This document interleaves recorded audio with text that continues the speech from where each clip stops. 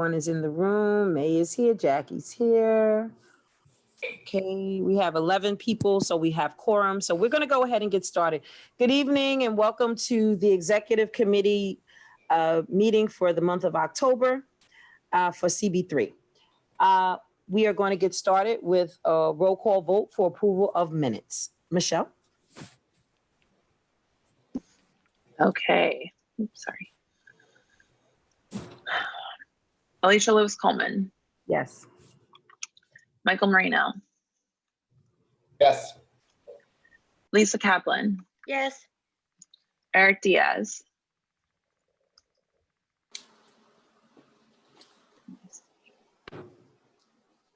Eric, okay, not here.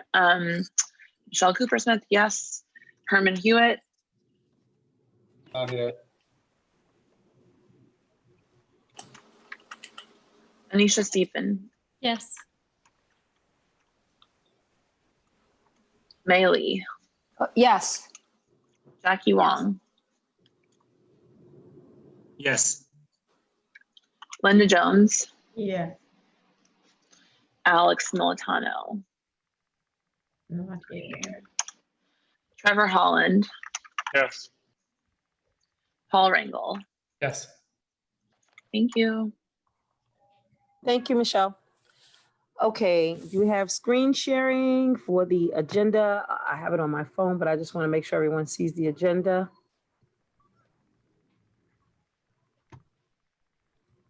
Thank you, Michael. Okay. Okay, so the chair's report. I have really nothing to report because we have a very hearty agenda tonight. And I wanted to just take the opportunity to thank everyone that's been working very hard on your committees. I have been able to attend a few of the committee meetings this past week and last week as well. Very interesting meetings going on, and I'm glad to say that many of you are working very hard on committees and tons of information that is out there. The district, the budget priorities is one of the main things that's going to take up the bulk of our time tonight. So let's go ahead and get started. First, Vice Chair's report. Michael, you went to Borough Board. Anything interesting? Nothing really interesting. Borough Board this month had the Board of Election come to present about election stuff and whatnot. The only interesting takeaway from that was the drop-off ballot boxes that people can drop off their ballots in. They wanted to make sure that people understood that those are only inside of polling places. So if you see a drop-off ballot box on the sidewalk somewhere, it is not a legitimate ballot box. And the only other big update, which I'm not sure if this affects our working relationship with them at all as far as the East Coast Resiliency Projects and other partnerships, but Community Board 6 has a new chair. She was term limited out. Okay. Thank you, Michael. Second Vice Chair. The only report I have is my work on the attendance, but that's a separate item on the agenda, correct? Yes, it is. Okay, thank you. Second, okay, Treasurer's report. Herman is not here. And I believe, Susan, if you have anything to report about Treasury, can you include it in your report? Yeah. Okay, thank you. District Manager's report. Okay, I'll start since you brought up treasurers.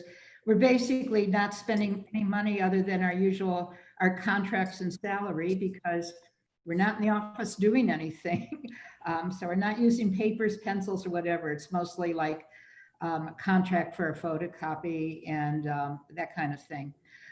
We actually, a few of us are in the office either every week or every other week for at least part of a day. The city has said they're striving to have 25% of the workforce in offices at the end of the year. So I think at that time I'll reevaluate with the staff, how and what they want to do that.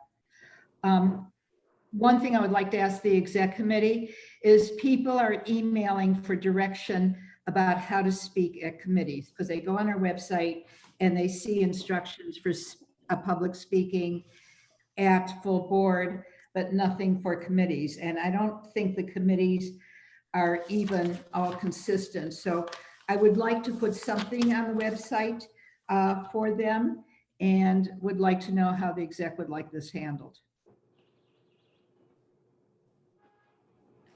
So like a speaker form, Susan, for the committees?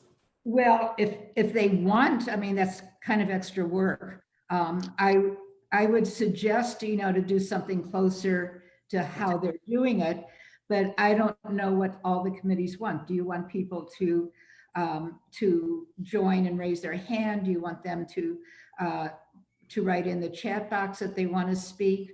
Or should I say, the chair at the beginning of each meeting, the chair will explain how to speak?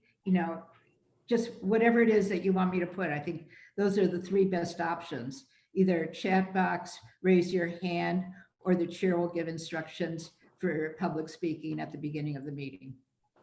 I'd like to ask right now, the chairs, is there something that's working for you that you could suggest to other committees that is a possibility for them? So we can have some uniformity. I think that's important, to just have uniformity across the board. We all are doing the same thing. Paul's got his hand up. Go ahead, Paul. So what we do at transportation is we usually put up the list of rules at the beginning at 6:30, and people, if they want to speak on a specific agenda item, they have to sign into the chat room before 7 o'clock, and I'll acknowledge them once I move away from the committee for any questions from the public. That's what I've done. I don't know what other committees have done. Okay, that sounds like a good one. Anyone else have something else they want to, how it works for you and your committees? Well, Oh, yes. I think it might be a little dependent on the size of the committee. Like landmarks, we don't need to have any, anything fancy. There'll be one or two people that want to speak and they can just raise their hands. That's probably true of arts, and I don't know, about others. Land use, on the other hand, I'm sure Jackie can speak. We always have more people want to speak than we have time for. Yeah. Okay. Jackie, what's been working for you? I mean, you have a really large committee. You and Trevor have a very large committee. Yes, so normally if this is a Europe, we have to let everybody speak, so I don't have a choice. It is limited, each speaker is limited to 2 minutes, and that's just a Europe process. But if it's non-Europe, then I still try to let people speak, as many people speak as possible. However, I feel like many times we do need to have certain control, because a lot of their points are actually repeating. But we do it like we call the name by the order they raise their hands. So when I see their hand raised, and I call them and give them 2 minutes. However, I don't use that power a lot. I actually can limit the number of speakers, but because it's a community board setting, so I still try to let as many people speak as possible. So we have both chat room and raise hands being used. So May's got her hand up. So, Sorry to interrupt. yeah, I have my committee has like 11 or 12 people. So our policy is that wait, hold on.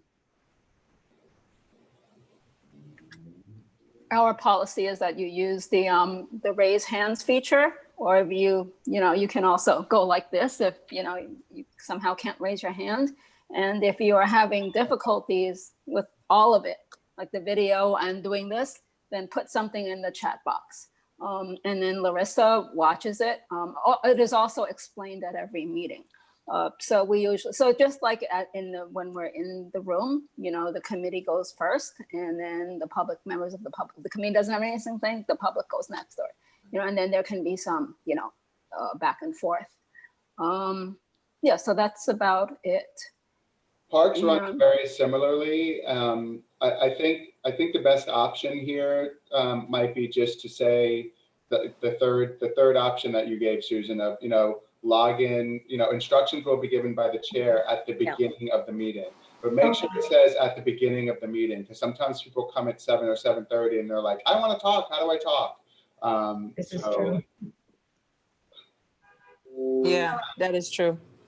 I think that's been working for us at Full Board too, just to make sure people understand what the rules are ahead of time. So this is something that can be put up on the website in advance, so people will know if they're not on by, say, what did Paul just say, by 7?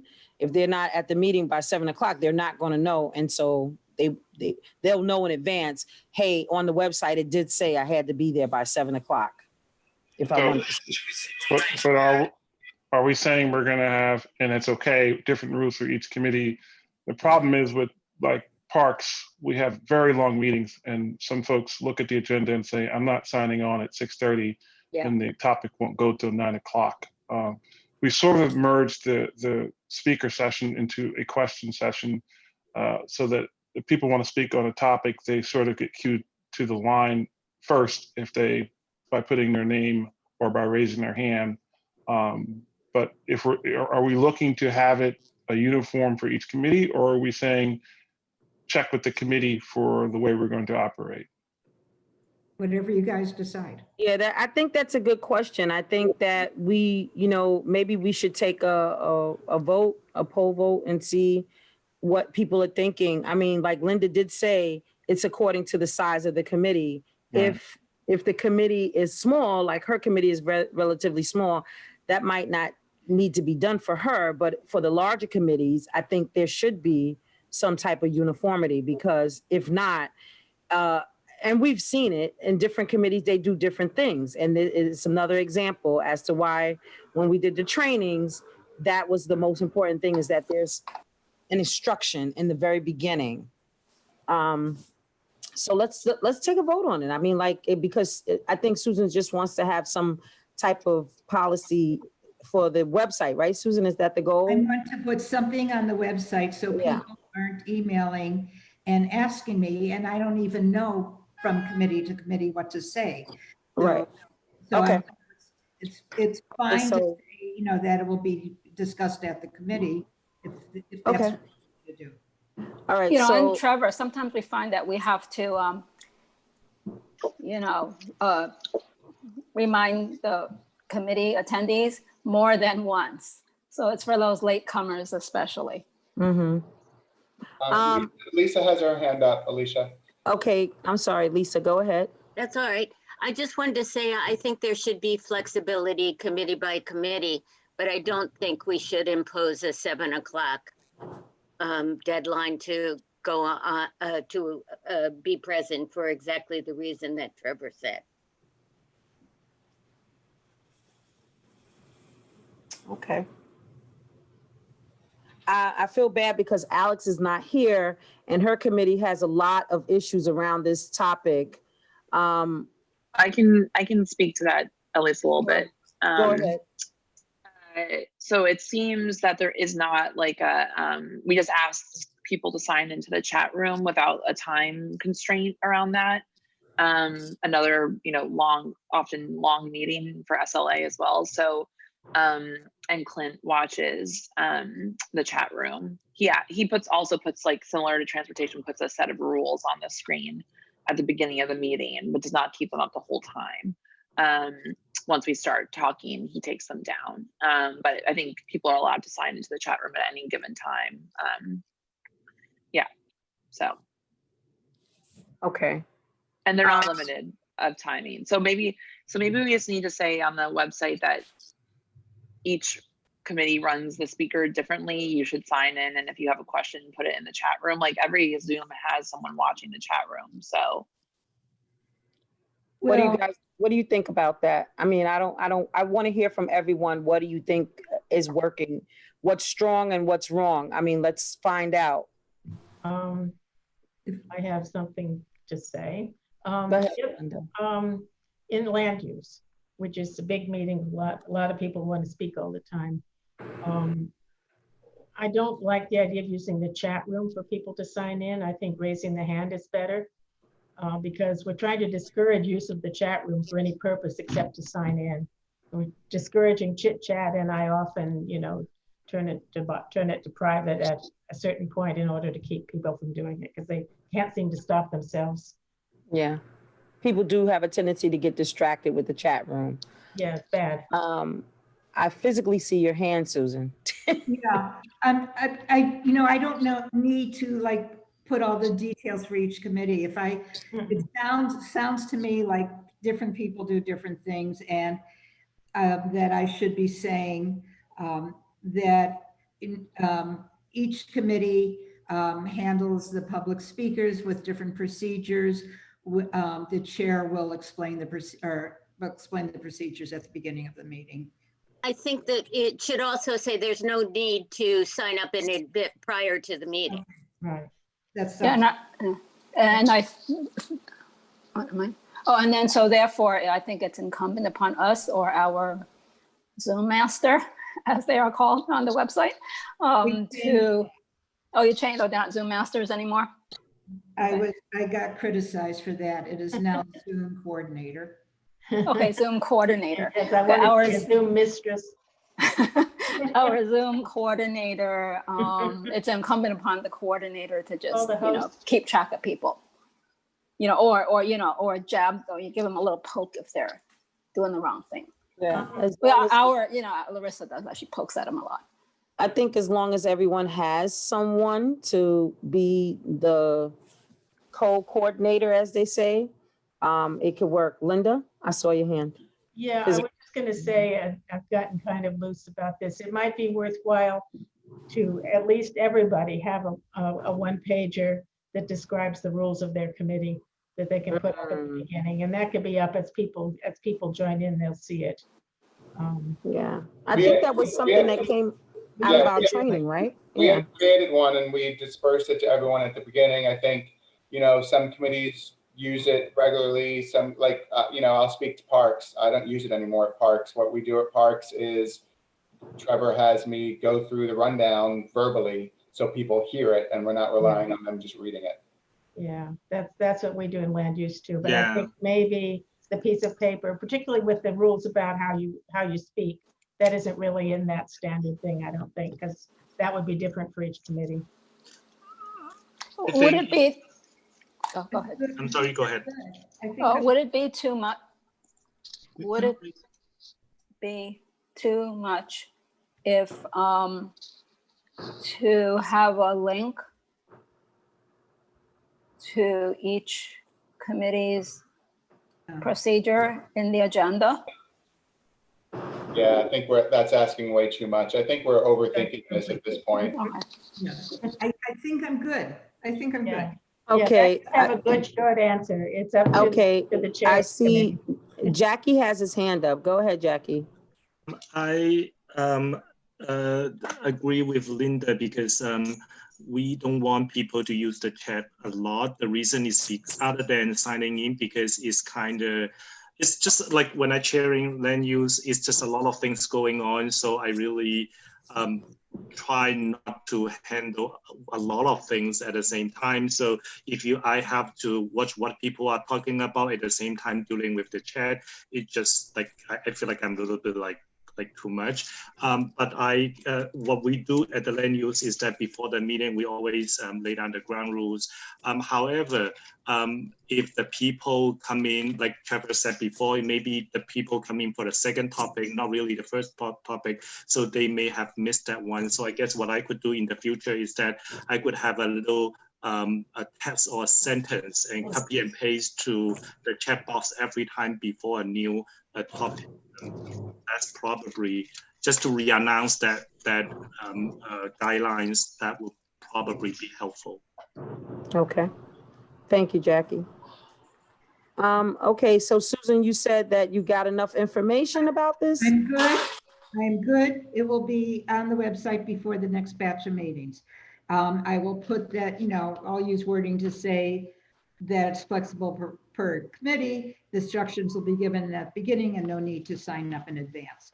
The one last thing I'll mention as part of my report is there are more complaints now coming to the office than ever before by a great deal. The biggest issues, not ranking in order, are various street conditions such as drug use, such as vendors, particularly on 14th Street, homeless situations. And the other big issue is noise and music, because everything that used to be inside is now outside. There is great difficulty with the city being clear to businesses or residents on what the regulations are. They change them constantly, and certainly never notify the community board. And, you know, particularly music, I'm going to say loud music that is constant, like maybe, as people said, 6 hours at a time. The city is trying to promote their mediation method for SLA procedures, which, to be honest, does not fit at all and doesn't serve residents at all. At a meeting, the program is administered by oath, the administrative tribunal. And at a meeting with district managers, we brought this up. So they are going to have another meeting just on this, because we made a point of saying there's never been any input from the community. I had one resident say to me last week, and I was just sincere and sad, and said, like, nobody cares about us anymore. Nobody is listening to us. And I have to say, in trying to deal with their problems and trying to work with many of the city agencies, either because they can't or won't, it's really, really true. I am wondering if it might be a good idea if, say, council members held a town hall just to hear from residents and had city agencies there to get input from the community and understand, you know, what's working and what's not. The city is not making an attempt to bring people together. They're just not listening. And that's my report. Thank you, Susan. Okay. The next agenda item, if no one has any questions for Susan. Any questions? I don't see any hands. No hands. Okay. We're going to go on to the nominating committee. Linda? Okay, so the nominating committee has identified most of the candidates. We have, I think, 3 people who somehow have not yet confirmed that they're willing to serve. But other than that, we have our list, and I guess I'll just get after those people one more time tomorrow.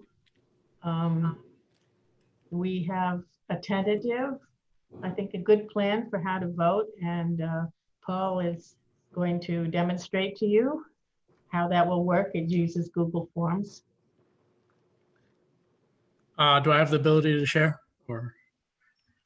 Can you let him share, Michael? All right, Paul, is there a green thing on the bottom of your screen that says share screen? Yeah, but it says host disabled participant screen share.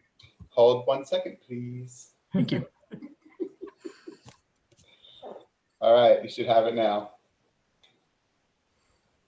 All right, thank you. You're welcome. There we go. Right.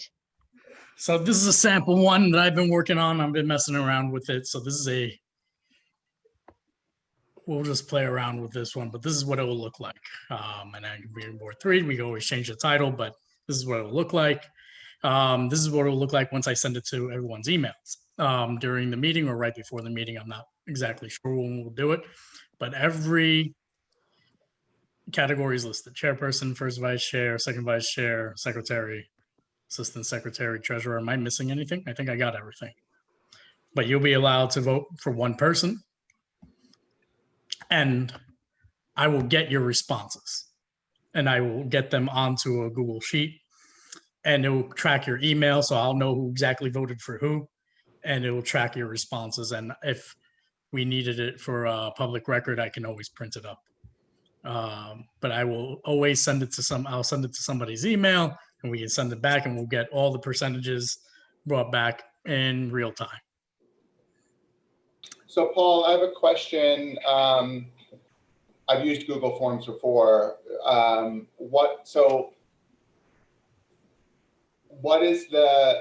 are you going to be able to validate sort of the voting if somebody doesn't use the email address that they use for community board activities? I can make them put their name in as well. I'm still messing around with this. This is just the email address that I'm only sending it to the email address that is listed, that's given to me, that you've used for the community board. I'm sure we can probably say something, you can only vote with the email that you use for community board purposes, and that's the only way we'll accept it. I don't know if that's something we have to change or not, but I will be able to validate it, that I can track it. Okay. But I'll try to put the name in as well. I can mess around with this.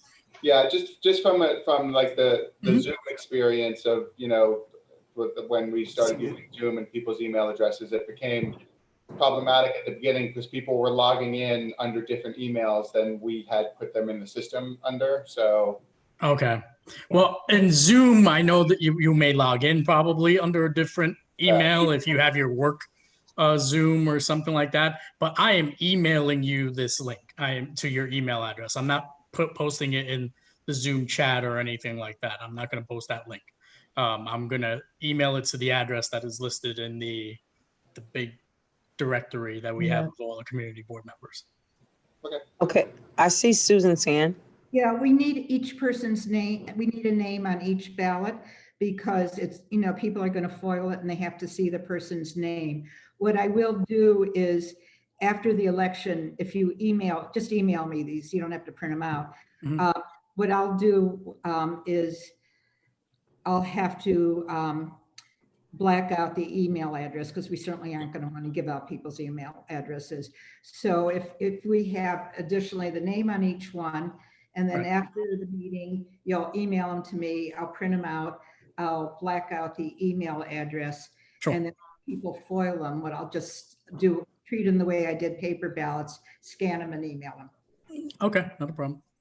Like I said, I'm still messing around with this. This is just very basic from what I'm looking at right now. I think it's going to be the easiest way for everybody to vote, and for us to get everything back in real time. I don't know when you would want me to send out this link, if you want to send it out prior to the meeting, because I know there's some people who call in on the Zoom as opposed to using the video chat. So I don't know when people want me to send this specifically out. I will take recommendations on that. If you want me to send it out like at 5:30 or 4 o'clock, 3:30, 2:30, to whichever one you'd like, feel free. I'm open to sending it out at any time once it's officially ready. I think Lisa had her hand up. Okay, Lisa, I'm sorry. Go ahead, Lisa. Lisa and then Eric. Go ahead, Lisa. Oh, sorry, I was muted. I just going to ask why we need the email address then if we're putting the name on the sheet. Because I have to email The ballot. the ballot out.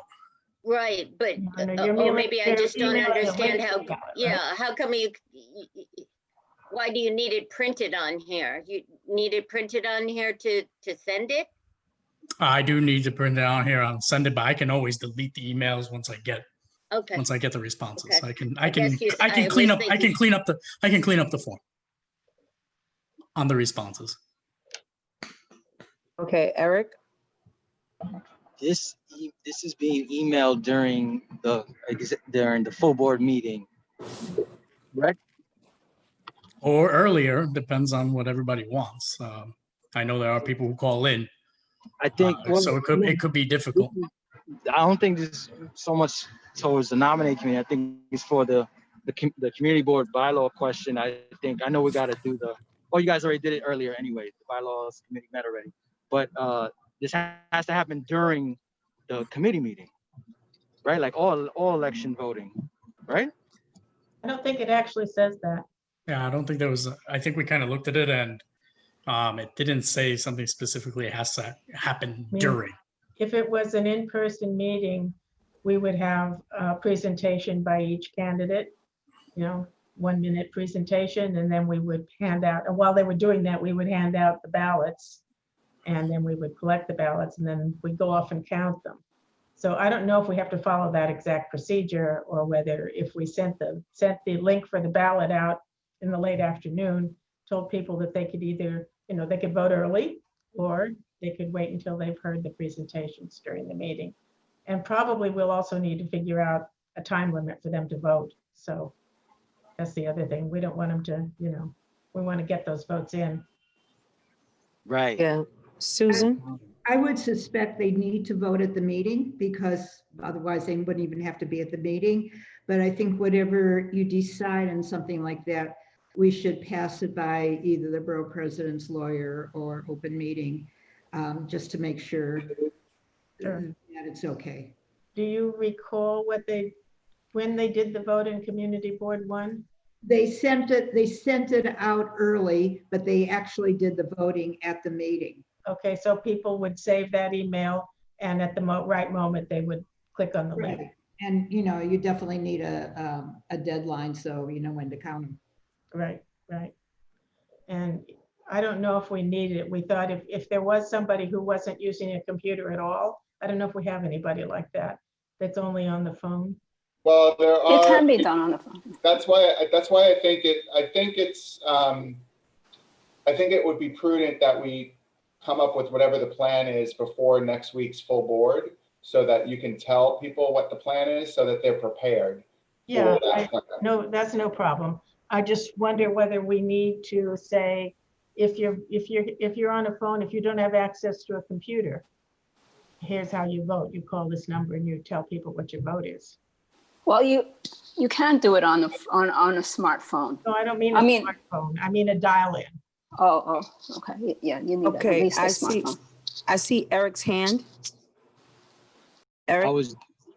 I do see because how I envisioned it was possibly during the Zoom call, we all take a 5-minute pause to then go and access our email, fill out the form, and then come back to the Zoom meeting. Yep, You know? that makes sense. And then that could be how it's done.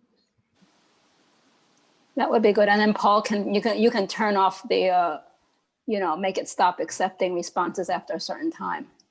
Yeah, it gets timestamped. So let's say we stop accepting responses at 8 o'clock and somebody decided to use the link at 8:20, it would show it up and we don't have to count it.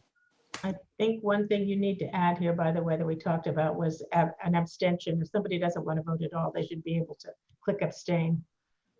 Yes. Okay, like I said, I'm still messing around with this. Yeah, I It's literally the first draft. I think it's terrific, Paul. I love it. And if you wanted to, for the actual voting period at the meeting, if we want to take Eric's suggestion and, say we're going to take 5 minutes, go vote, we can put the timer up. Right. That's true. I like that. Yeah. I like that. Mhm. And I'll hit send right away. And then everybody will have it in their email. Okay. That sounds good. Any other Susan, I have comments? another question for Susan. Go ahead, Lyndon. When we do this in-person voting, don't we require that everybody hand in a ballot, whether they're actually voting or not? That is correct. That is So- correct. So in this case, they're going to just need to use the ballot and abstain rather than not vote at all. So that's another important rule. You have to vote. Yeah, Well, they that's- can submit an empty ballot on this, right? Just No. make them put in their name. Yeah, they No, can. we've been doing it wrong all these years. Hmm? We've been doing it wrong all these years. Have we? Yeah. We have to count an abstention. We've never been counting abstentions. I see. Yeah. So this year, we're gonna Yeah, we'll put, do it. I'll put abstention as the final option and it's required anyway. yeah, for each one. Okay. All righty. That's it for the nominating committee? I think so. Unless Anything further? anyone else has either a question or a suggestion. This is all, we're plowing new ground here. Okay, so now we are going to move on to the biggest part of our meeting tonight, budget priorities. Here we go. Already, huh? Alicia, I'm sorry, has his hand up again. Oh, I didn't see Eric's hand up. Eric, did you have something else to say? He's muted. His hand went down too. Yeah, I didn't see his hand. Oh, okay. He might have changed his mind. He put it up and then put it back down. Sorry. All right, cool. All right, so here we go, budget priorities. You want Susan? me to start it off? Yes, please, thank you. So, Michael, you're gonna, should we start with this on the agenda, screen share? So quick. Hi, guys. I'm sorry. I lost the reception. Oh, okay. Did you have something else you needed to say, Eric? I apologize. Just a related quick question. When is the nominees, how is the process for the nominees to address the full board as it's kind of normal for a nomination process? Just like normal. Just like normal during the full board meeting. You would do that before the vote. Okay, thank you. And, you know, you'll also be asked to write a one paragraph thing for me to send out to everybody beforehand. So probably be roughly, you say the same thing in both places usually. Okay, thank you, Linda. Sure. Okay. All right. Okay. So, starting with expense priorities, which I think is going to be difficult this year, we can only have 25. So we have many more than 25. Once you finish ranking them, the ones after 25 will fall off the list. There is one mistake on page 4. We have under the second transportation item, we have completion of pedestrian ramp. That should not have been under expense, that should have been under capital. So that's a good thing because that way it will fill under capital and it'll give us one more space for an expense item. So what we did was for the first 22, we kind of ranked, put things in the order. This is just a draft for you to look at. We put the items in the order of committees, the committee order from last year. So if the first 7 items last time were the first 7 human services, that's how they were ordered. Then at the page 3, at the very bottom, and actually starting on the next page for page 4 and half of page 5, these are all leftover new items that you, and there's only space for 4 of these. So you have to decide tonight, just working on expense first. Do you want to keep this draft order? Do you want to change things? And from the leftover items, what 4 of those do you want to include and where? Not easy. May, I have one question for you, considering that we just had a DOE meeting and they're saying that they now have a full-time nurse in every building. I'm wondering if you think that number 10 is less important, but that was just something I wanted to bring up. Well, we said, well, there's every building and there is every school, Right. but that's different. Yes, I just So I wanted, think we said, I think we had said every school, but okay, they said every building, and then they would check to see whether it was really every building or literally every school. it's probably every building. Okay, I just wanted to note it since it just came up yesterday. So I'm gonna leave it, I mean, how do you want to handle which ones to include from the new sections? Okay, I see Lisa's hand. Hold on. Want to make sure I have everyone's hands. Lisa? Yes, I'm muted. Yeah, I went through this and I thought there, with all due respect to Health and Human Services, I kind of felt like this was a little heavy on those and didn't include some of the other really important items from other committees. And to me, there should be something about NYCHA in the first 10. There should be something about parks in the first 10. There should be something about, I think that the item with regard to funding of DOB for inspectors should be in the first 10. And I made an effort, I lower ranked a couple of the Health and Human Services ones to make room for those in the first 10.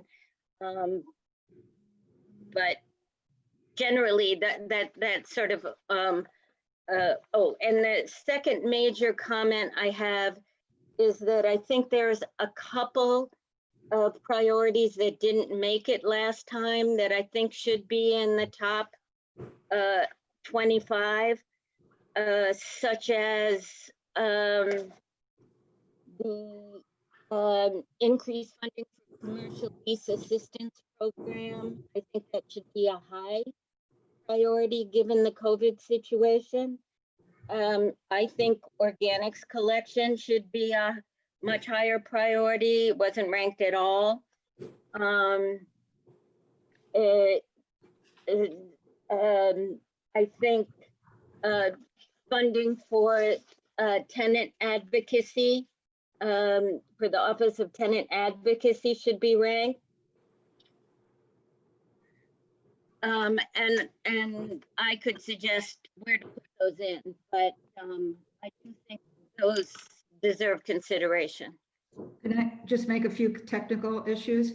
I did not mention, but if you look at it, after each number, I have the ranking for the committees.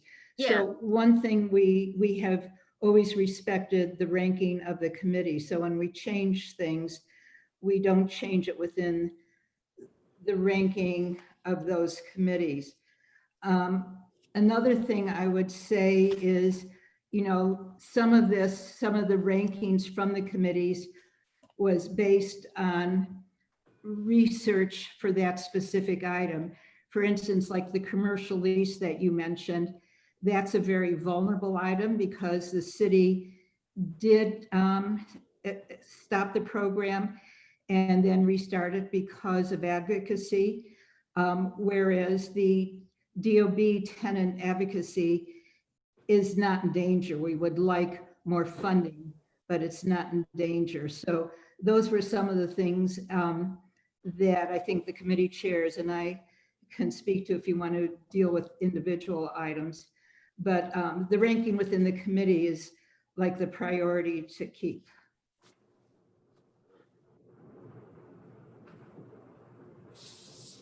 Okay, let me see if I see any hands. Okay, I don't see any hands. Wait, let me go down. Okay, no hands raised. If I could just also mention, the chairs know this. We had meetings that were over an hour, which with each agency with very detailed agendas. The agendas in the minutes, the results are all on the website. But I just want to say there was a lot of research behind each one of these. Trevor? Unmute yourself, Trevor. Situations, like I said, like the commercial lease, you know, it does show which ones are more vulnerable. Okay, Trevor?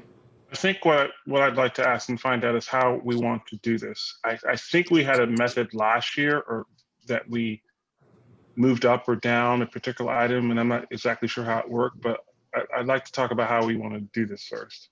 Because I agree with Lisa on some of the items from Parks, because I remember last year's discussion and, you know, we moved around a lot of things, but what's the procedure or what do we want to follow to sort of get this done? Okay. I think you're right. I mean, you know, we could do it however the exec wants to do it, but I think you're right that we went through each item and say, you know, should it move down or should it move up? We did, and we put them in the order and within the committee order, but we moved them around on the first percentage. Okay, May, and then Jackie. So I think the way we should do it is don't look at it as moving it up or down, but just inserting something. So like, for example, if you want to insert, you feel like, there's some priority in land use or whatever that belongs between 2 and 3, then, someone has to advocate for that. And then everything else gets pushed down. Okay, so are we gonna go one by one? Hold on a second. I'm sorry, Jackie, go ahead. So this way we preserve that order that Alicia was talking about. Mm-hmm. I have the same question as Trevor. But I thought last year when we vote the item one by one, did we do that like the exec, or did we do that at the full board? I thought we did that in the full board, right? Exec, okay. Yeah, and then we present it to the full board. Okay, and then we did that again, right? At the full board, David Crane had to like call out the item like one by one, if I remember. Not at the full board. Not at the full board. No, only here at exec. Okay. Yeah. And also I wanted to say that like I'm more familiar with my own committee items, and I'm not entirely like very familiar with other committees. So I don't know if I mean there are like 2 or 3 items like from my committee that I feel like I want them to be on the top 25. I mean, if not 10. But I mean, should we just say that like which 2 or 3 items from each committee that we want to, would that be more effective? Well, it's only going to be your first 1 or 2 or 3. I mean, you've already. Right. Exactly. So you basically would be moving them up. Right.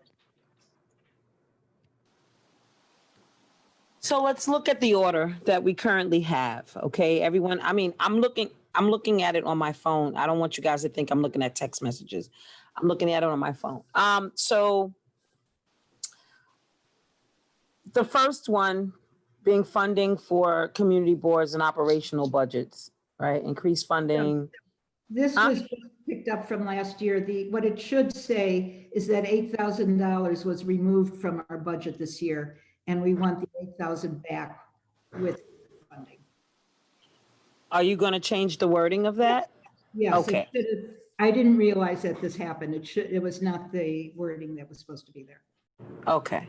So there has to be an amendment to the wording of the first item, correct? Restore the 8,000 that was removed from the current budget. Okay. So does that need to be our top priority? It's up to you. It was last year. It allows us to do work, but it's up to you. I think it makes sense. Yeah, I mean, because without the community board, right, we wouldn't be here. Okay, that does make sense. Okay. The next item is human services, increased funding for senior meals and kitchen staff salaries and senior centers and home delivered meals. What do we all say about that? I believe that especially now during COVID, we really do need those meals being delivered to our senior residents. See, Alicia, I think the way it should be done is people should not look at each one like that, because like Jackie says, they don't know, or they might think, oh, this human, then we get it. We're trying to preserve the order. So we have to make decisions and make choices. Maybe somebody decides that, okay, those are seniors, but those NYCHA tenants, they need to be prioritized over those seniors, or maybe right before that. So they insert it and then everything bumps down. And so this way we preserve the order that the committee decides. This way we preserve the order that the committee decided. So everyone got an opportunity to look at the listing and the way it's listed, right? Everyone got an opportunity to do that. If not, you can do so while you're sitting here now and see, is there anything that should be moved up or bumped down or what have you, right? Is that it, May? Is there anything that should be inserted in there? Inserted. Because there's 4 more that can be inserted, right? Because we're preserving the order. Yeah. So it's either inserted or moved up, but then everything else moves up. So okay. So Right. So in order to, okay, so look down further in the list. Okay. So maybe we can look at what the top 25 should be. Maybe that'll be easier. And then we can do this, bumping up or, whatever. Okay. Okay. Because there's 4 more to insert, right? Yeah. There's 1, 2. Yeah. Mm-hmm. Yeah, you have space for more, but there's a lot Yeah. more left over. That you'll see on the sheet. Yeah. There's 25. But if you look at page 4 and Page 5, 4. Yeah. Mm-hmm. those are all the ones Yeah. that didn't make it at all. So there's Okay. at least 4 to insert, but people, maybe they feel like they want to insert more and then more things get bumped off. Okay. Right. So Lisa suggested a couple, right? Alicia, you got hands up by Trevor and I Lisa. see. Okay. Go ahead, Trevor. And then Lisa. This is obviously considering the environment that we're in. I would like to see parks maintenance staff, which has had serious cuts, moved up pretty high, along with the recreation program, the playground associates, which I think is non-existent anymore. But if we could move those up, and to the point that Jackie made about knowing other committees' priorities, it's kind of hard to say put this in front of like city Feps, HRA, because I really don't know the importance of that. But I do know that we really need to get some parks maintenance. As they suffered some serious cuts, but I don't know where to push that up to. Okay, wait, Go ahead. Susan, because I know Lisa was next. Okay. What, I have 2 Lisa Kaplans. What's going on there? I'm gonna have to change my view so I can see who the second Lisa Kaplan is. Okay, so one of them might be Anisha, as a matter of fact. Yeah. I One of think it them is. is me. I don't know why that happens. I'll change it. Okay, thanks. Okay, Go so ahead, Lisa, Anisha, you were since I next. spoke already. Okay, so Anisha, go ahead. Sorry, I missed a little bit of this. But I would say there's no economic development priorities that made the 25 or whatever the top. And it seems like in this particular environment, at least one thing from economic development should be in there. And that would be our first priority, the commercial lease assistance program, which has been threatened multiple times and actually was defunded by the city and then brought back because of advocacy, including ours. So just putting that out there. Yeah, and the workforce. I'm sorry.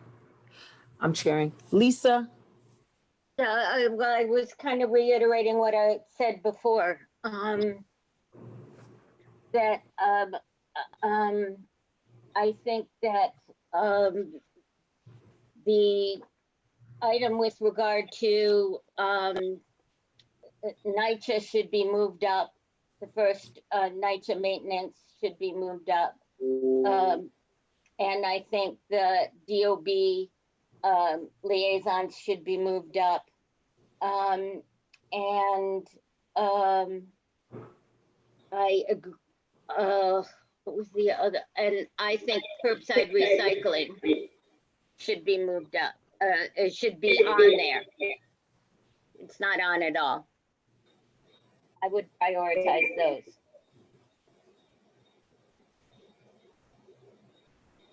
Mei Lee?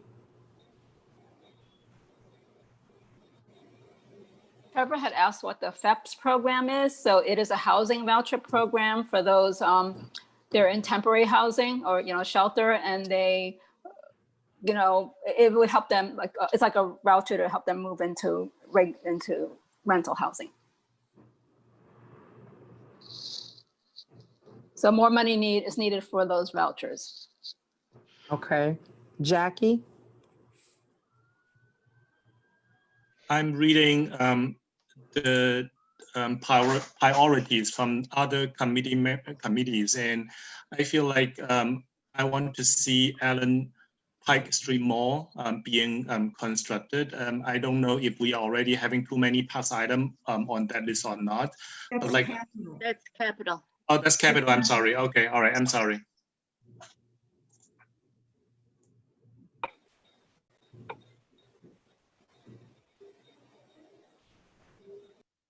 I know Susan had a comment. Oh, Okay. okay. I was just technical again. I just want to make sure that people are looking at the ranking. Like, so for instance, if you're moving something from DOB up, it's going to be the first one that, what DOB ranked as #1, that will be moving up. And I also want to just say, you know, when we talk about items, both the chair of the committee and I can give information about how vulnerable that is from the meetings, to take that into consideration. Because some you're certainly getting a bigger bang for your buck, or some are more vulnerable than others. Okay, Michelle, your hand is up.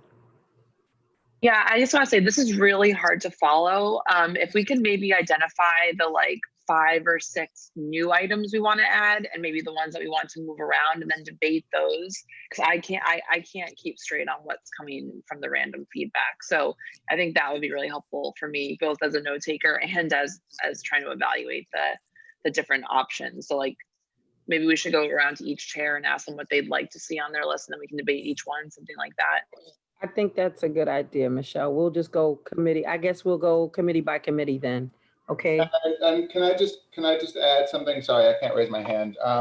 So I just want to confirm, I think what I understood Susan to say is that if something that's in this leftover list, you know, like for transportation, if we want to move something from transportation, it can't be like #4. It has to be the next thing that's ranked #2.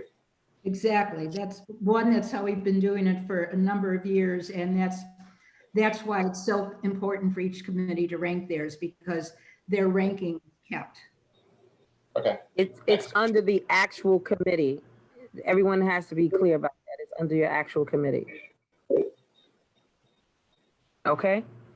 All right. So Anisha's already made her wants known, and that was under economic development.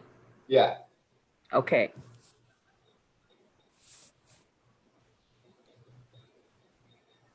Michelle, did you catch what Anisha said? Yep. Does she want to add #1, if possible? Yep. Okay. Now let's go back to human services. Thank you. Okay, May. All right, well, all of our priorities, I think there are 12 of them, made it into this top 20, 22 or 25 or whatever it is. But I just want to maybe explain the process by which we did it. So yes, we did go to all of those OMB budget meetings. It was like hours of meetings to understand, you know, the different priorities that, you know, they had. We also, in the committee, we voted like 12 times on the order of each one. We discussed you know, it's like the seniors versus the youth versus the homeless. It was that kind of a thing. But we had a discussion of like, you know, what is the impact of each one? And that went into, you know, and different people had different ideas, but that went into their vote. So we voted on each priority and its order. And we also understood that the ones that came out for us on the bottom might be dropped off. So that went into, I don't know if that went into it that much, but we understood it. That's all I'd like to say. Okay. Okay, thank you, May. Any hands? Paul? I'm advocating for T2. I want to see that up there in the top 25, at least the rat mitigation zone from us. I know we have 1 in the top 25. I'd like to see T2 get in there just to save some face. T2. The rat mitigation zone. Yeah, I see it. Department of Sanitation just took a major hit in their cuts. You know, we put pretty much a lot of the sanitation priorities up towards the top at committee. So, okay. I'd like to see T2 up there.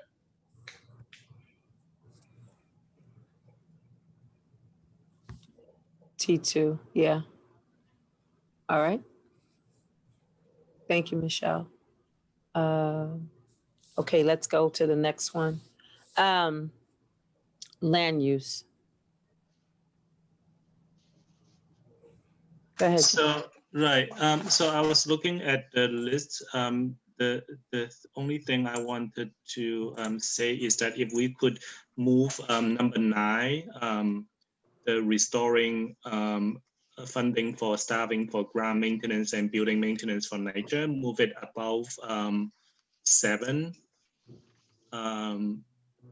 Because I understand social service has a lot of important issue, and I don't want to push them down, but I feel like nature is really lacking staff right now. So, and they have such a big population in our community. So if we could move that item to 7, that would be great. Anyone have anything against that? Good. Okay. What I don't about see- the other nature one, Jackie? Yep.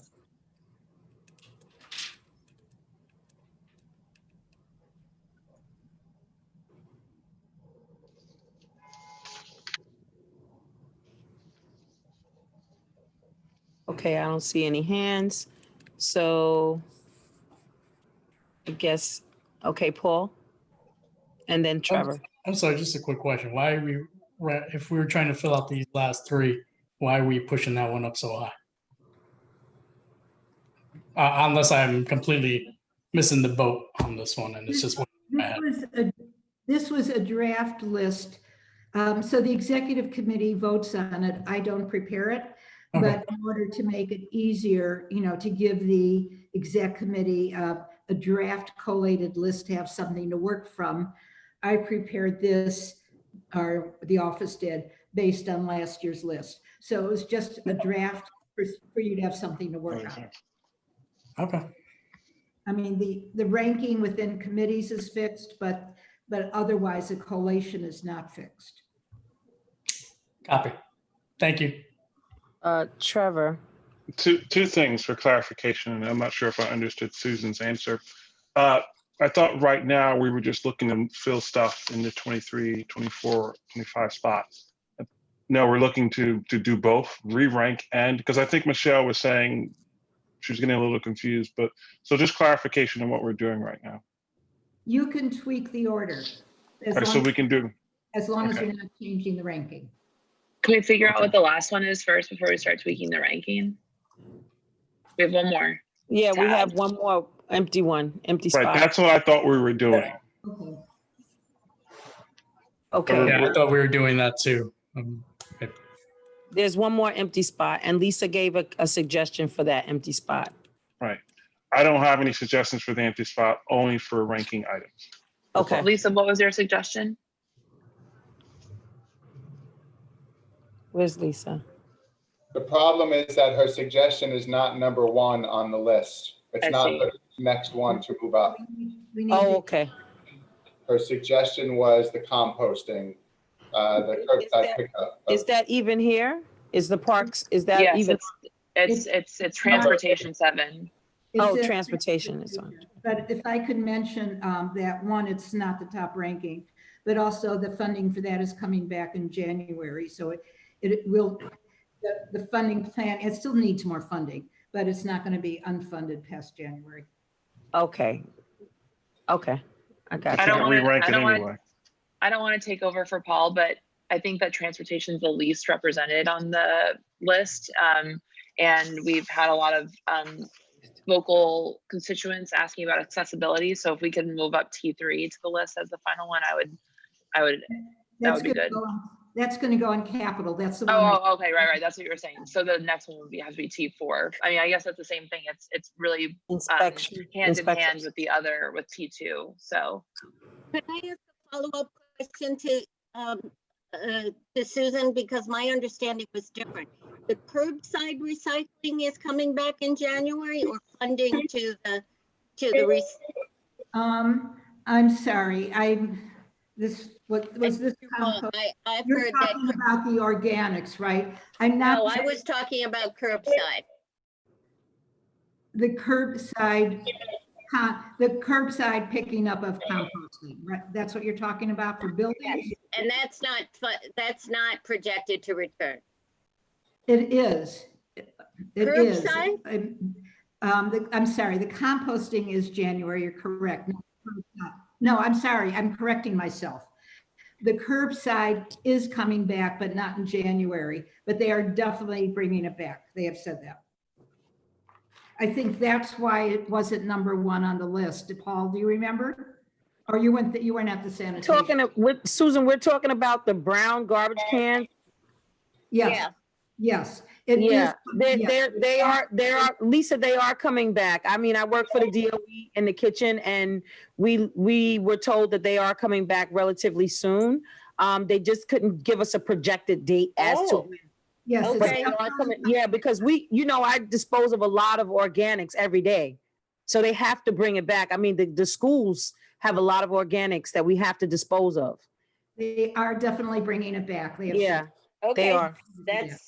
I did not know that. That's why we had dropped it that low, because we found that out during the meeting. You told us that, and that's why it dropped that low. Got it. So that's what I'm saying. There's a lot of research, I think, behind, all these rankings and everything. Okay, I'm sorry. I see Trevor's hand. Just a couple of things to make it clear. Can we refer to each item either by T2 or E2 or P, whatever, just to make it easier to follow? Because we were talking about, organics. If I knew which one T number, it'd make it easier. And also, we have a ranking system that committees have done. So if we could kind of respect that ranking system as we talk about this, because we're talking about moving stuff up that's in front of other committee items. Correct. Okay. Okay, but I think we're good now, right? Now, if there are any committee chairs who want to advocate to insert one of theirs higher, that's what we could do now. Right, Yeah. that's where we are right now. Okay, everyone look through the list. I can't see the list from here, so we're gonna have to look at it here. Oh God, my eyes. Oh. Alicia, Sorry. would you like me to read just the headings? Not just the Please. items? Okay, Yeah, my eyes. I'm getting computer glare craziness. that's all right. Number 1, funding for community board operating budgets. Number 2, HS1, increase funding for senior meals and kitchen staff salaries in senior centers and home delivered meals. Number 3 is HS2, increase funding to expand access to after-school programs for elementary and high schools. Number 4 is HS3, increase funding for safe haven and stabilization beds. Number 5 is HS4, increase funding for SYEP. Summer youth employment. Thank you. Number 6 is HS number 5, which is funding for the NORCs, naturally occurring retirement communities. Number 7 is land use number 1, restore the funding for staffing for grounds maintenance and building maintenance in NYCHA.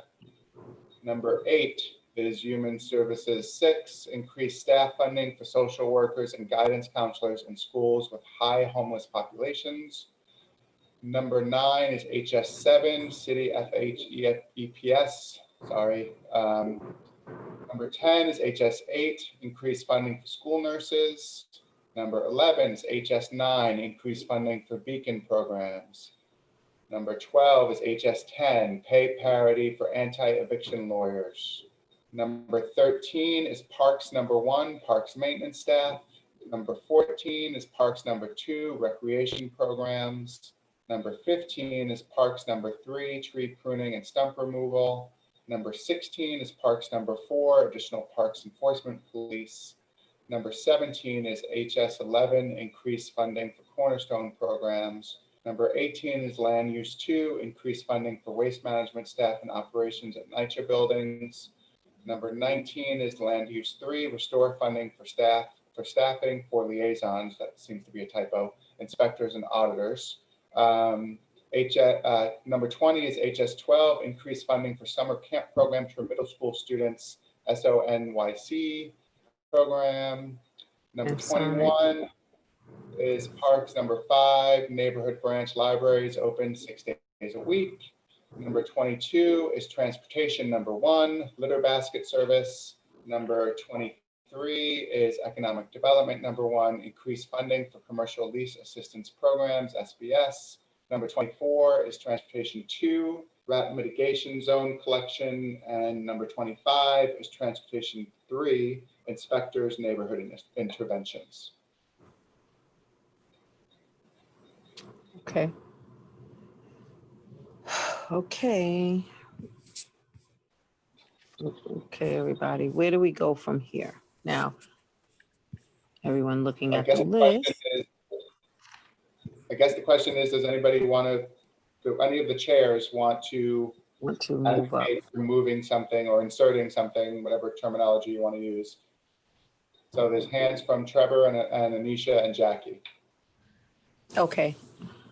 Okay, let's go Anisha, Jackie, Trevor. Let's do that.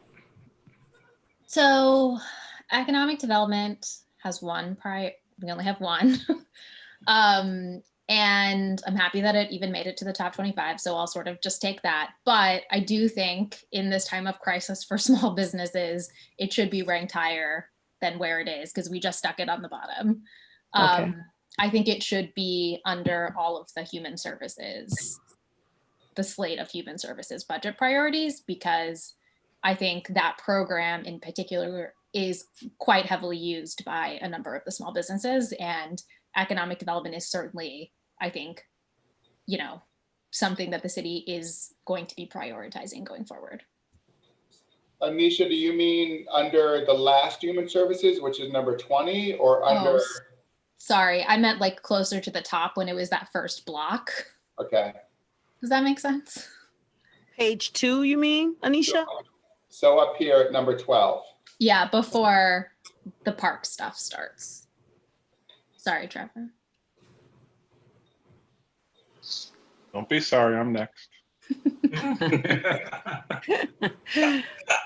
Should I move that before we go to parks, or should we do everyone first? Let's put it there. Let's go ahead and put it there, Michael. Put it there now. Okay. And then we can always shift.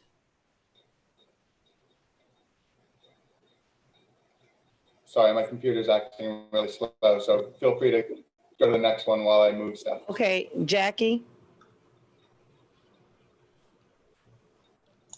I think Trevor is before me. Trevor is next. I'm sorry, Trevor. Go ahead. Actually, I don't know if I was, but I'll be brief because we could be here all night with this particular thing. As everyone knows, park staff has been cut, and if anyone doesn't know, they've been cut, and it's serious, drastic. People's jobs have been lost. So I would like to see P1 or number 13 moved into the top 10. I'm not exactly sure, but I'd like to see it in the top 10. And for the rest of the items, as long as they don't shift where they are, I hear echo. As long as they don't shift where they are, meaning I know we want to insert stuff above that, but the more we insert stuff above that, that moves it down on the list. But if we could just keep it in that particular space, I won't push the other items, which are important because they include recreation programs for kids and tree pruning. But I'd just like to see P1 or 13 moved into the top 10. Susan has her hand up. I know she's going to say something. Sorry, I'm muted everyone because of the echo. Susan, you're muted. Go ahead, Susan. What I said is I'll wait till after the next person is who's supposed to speak. Okay.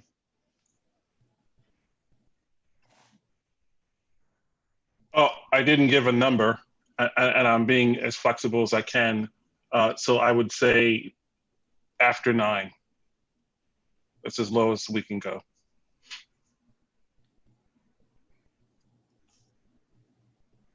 So number 10. Yeah. Sounds better if you say after 9 instead of in front of 10.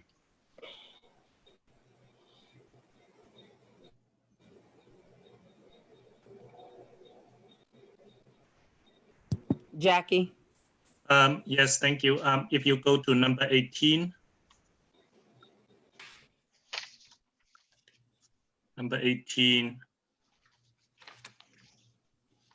That's now, you mean number 19 now, sorry. Oh, I'm sorry, number 19. I think that's a typo. Land use 2, increase funding, not increased. That's fine. Okay, and also, I don't want to create trouble, but when I was reading this, I feel like I actually support Anisha. I feel like I want to see one more of her economic items to be on the list. I mean, we can talk about it.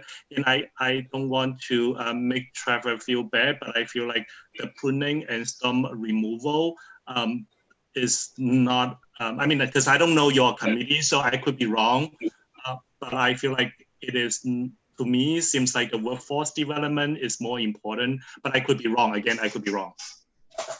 I would concur with that. Yeah, I kind of agree. Right now, because we're in COVID and a lot of people have lost jobs, workforce is very demanding. Go ahead, Susan. I see the hand.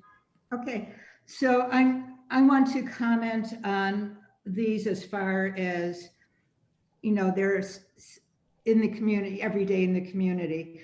The parks maintenance staff is at a critical, I mean, we now have all over the community, we have citizens doing cleanup days for blocks and parks. I think it's a really critical, it's been cut probably over 60%. It's critical for every person almost in the community that's using it every day. So I just, you know, I would like to say that I think what, you know, Trevor's discussing there is something we hear about and we try to deal with every day. As far as the workforce development, the top workforce development is actually, it's for the one we use with Lesson, which is actually for NYCHUS residents. And we do want more money for that, but it's not threatened.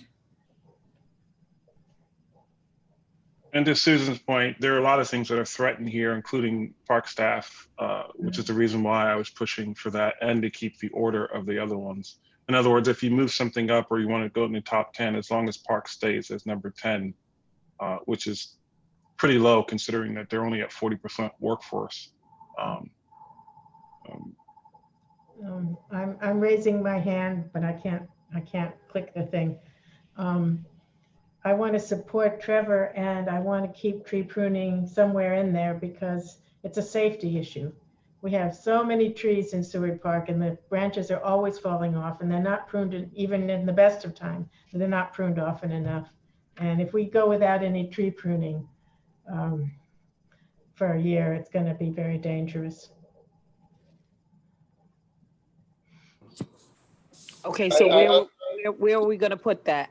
Sorry, I also just want to point out, sorry, I just want to also point out that we can't, if we take, the proposal was to replace land use 2 with, or take out tree pruning and put land use 2 there, but then we're also breaking our rule of not honoring the ranking of the committee because the P4 and P5 and P6 would be left and we'd be taking, I'm sorry, P4 and P5 would be left, which is Parks Enforcement Police and neighborhood branch libraries staying open 6 days a week if we take out P3. Yeah, I don't advocate taking it out or removing it, just don't remove it completely. I didn't think that was an ask to remove it completely. Okay. No, I'm sure you didn't. I thought Jackie had suggested swapping, taking out tree pruning and stump removal and putting in land use 2, but maybe I misheard. No, I think he just wanted to move land use 2 up. No, that's not what I meant. My suggestion is that we keep the park maintenance, nothing to do with the park maintenance, is the pruning and stump removal, and replace it with not land use, but with economic number 2, the workforce development. It's not economic number 1. I'm sorry, workforce number 1 is for nature, but workforce number 2 is general. So I suggest we move workforce to replace pruning and stump. However, I also understand what Linda is saying, that it could be an issue. So I'm just bringing that as an idea. We can decide whether we want to do it or not. However, like hearing what you guys just discussed, I also feel like I still want to see that replaced, but it's up to the exec.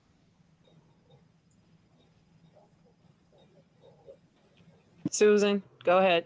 Just giving you the background on tree pruning. Before COVID, for some reason, tree pruning has been cut every year. And there's tremendous complaints about it because of the safety issue. So it's been cut every year pre-COVID, and now it's being drastically.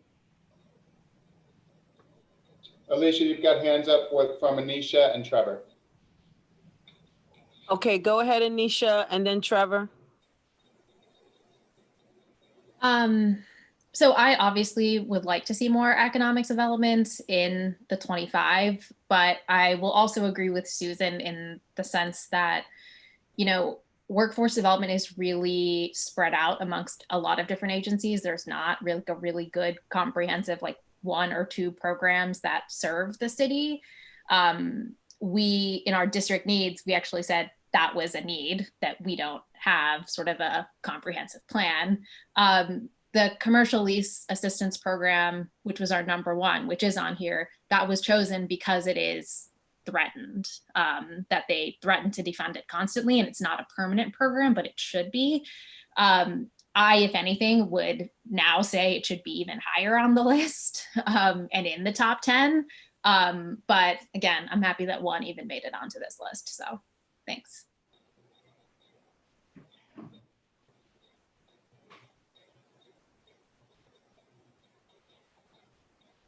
Trevor. Yeah, I was just waiting to be called. It just for the parks items that all of them, and I'm assuming PEP is also threatened. All the items are threatened right now because there were drastic cuts made to parks. So even though this is last year's ranking to a certain extent, it has a little more validity this year just because of the budget cuts. And to Susan's point, and also to the way we're doing this, is that we're not really looking to replace an item and take off one item because that would mess up the committee's ranking. We're only looking to move up or move down. And as I've said, and I was trying to be somewhat generous just to 752 to get parks maintenance up there because of the drastic cuts that are made, and that whatever ranking is done after parks is preserved at number 10, and the other items are preserved in their order at 13, 14, and 16 respectively. That's going to be difficult to do, but that way I'm not asking them which they should be moved up, and I'm not asking them to be moved up just to preserve their location.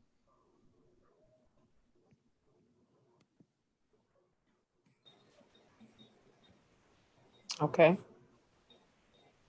Any comments, any thoughts? Anyone else? Okay, 1 hand up. Whose hand is that? Paul Rangel. Paul, go ahead. Yeah, I'm gonna fight for my guy, my T1. I want to see it move up, but I think it just got dropped down a whole spot from where it was at the beginning. I'd like to see in the top 20 at least, or 15, but if it's gonna stay where it's at, it's gonna stay where it's at. I'm happy to get 3 on there now, but I'd like to, there's Human Services 12 is ahead of us, and now it's our first priority.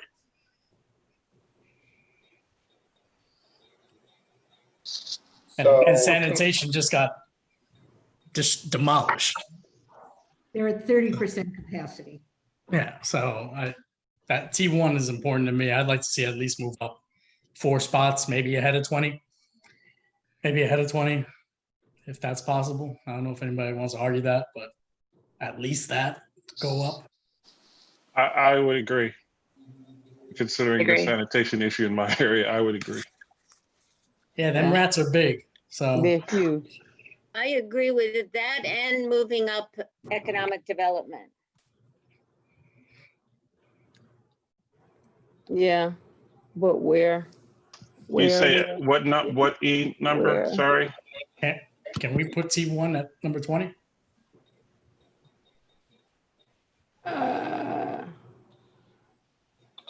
I think it Okay. should be further up.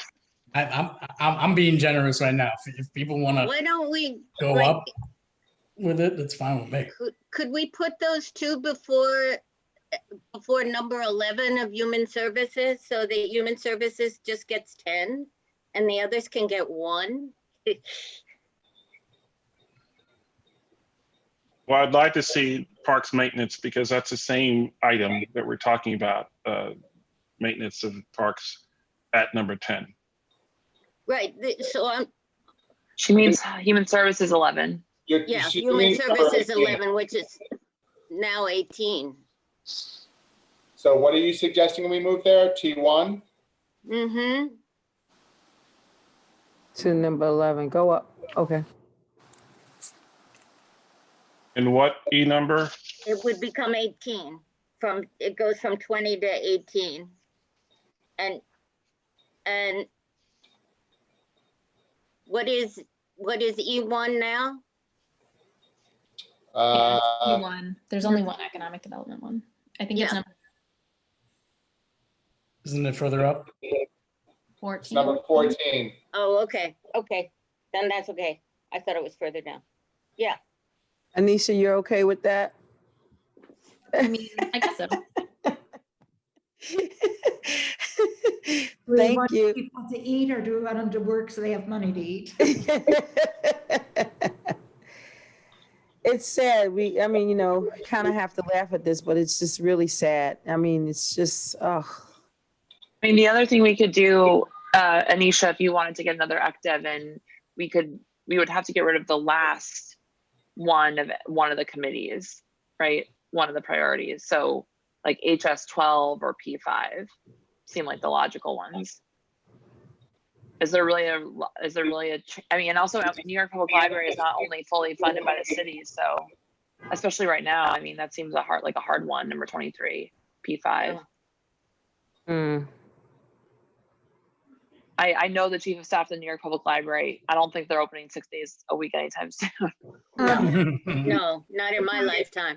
If I could suggest that, you know, they lost the 6-day program, but they think it's a hard sell to get it back. So I would agree with you to not make that as high a priority.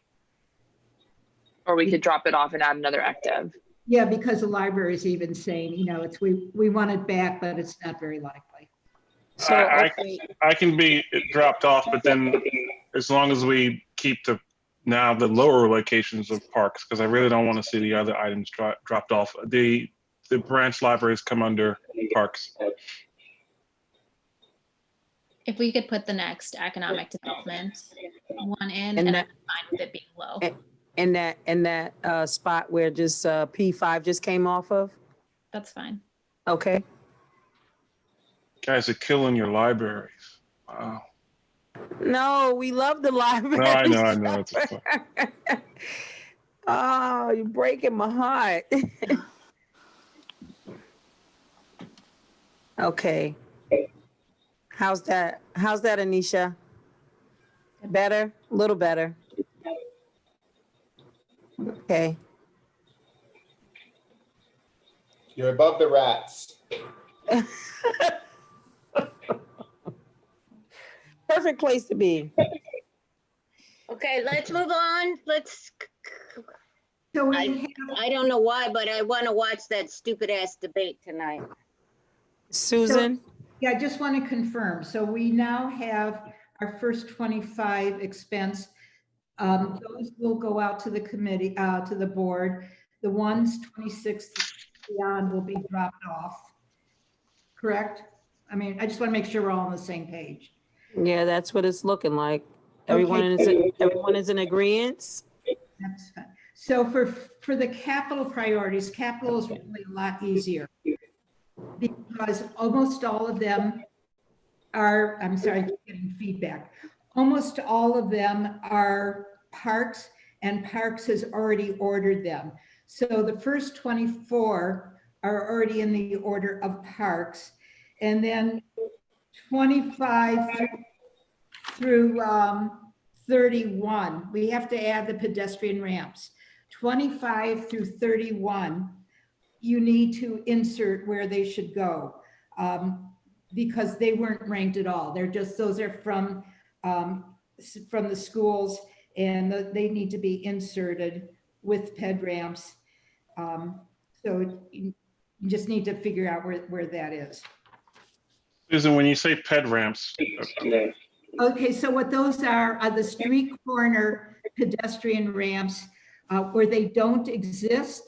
People with disabilities are actually stuck. Like they get off the bus and they can't get off the block because it's not accessible.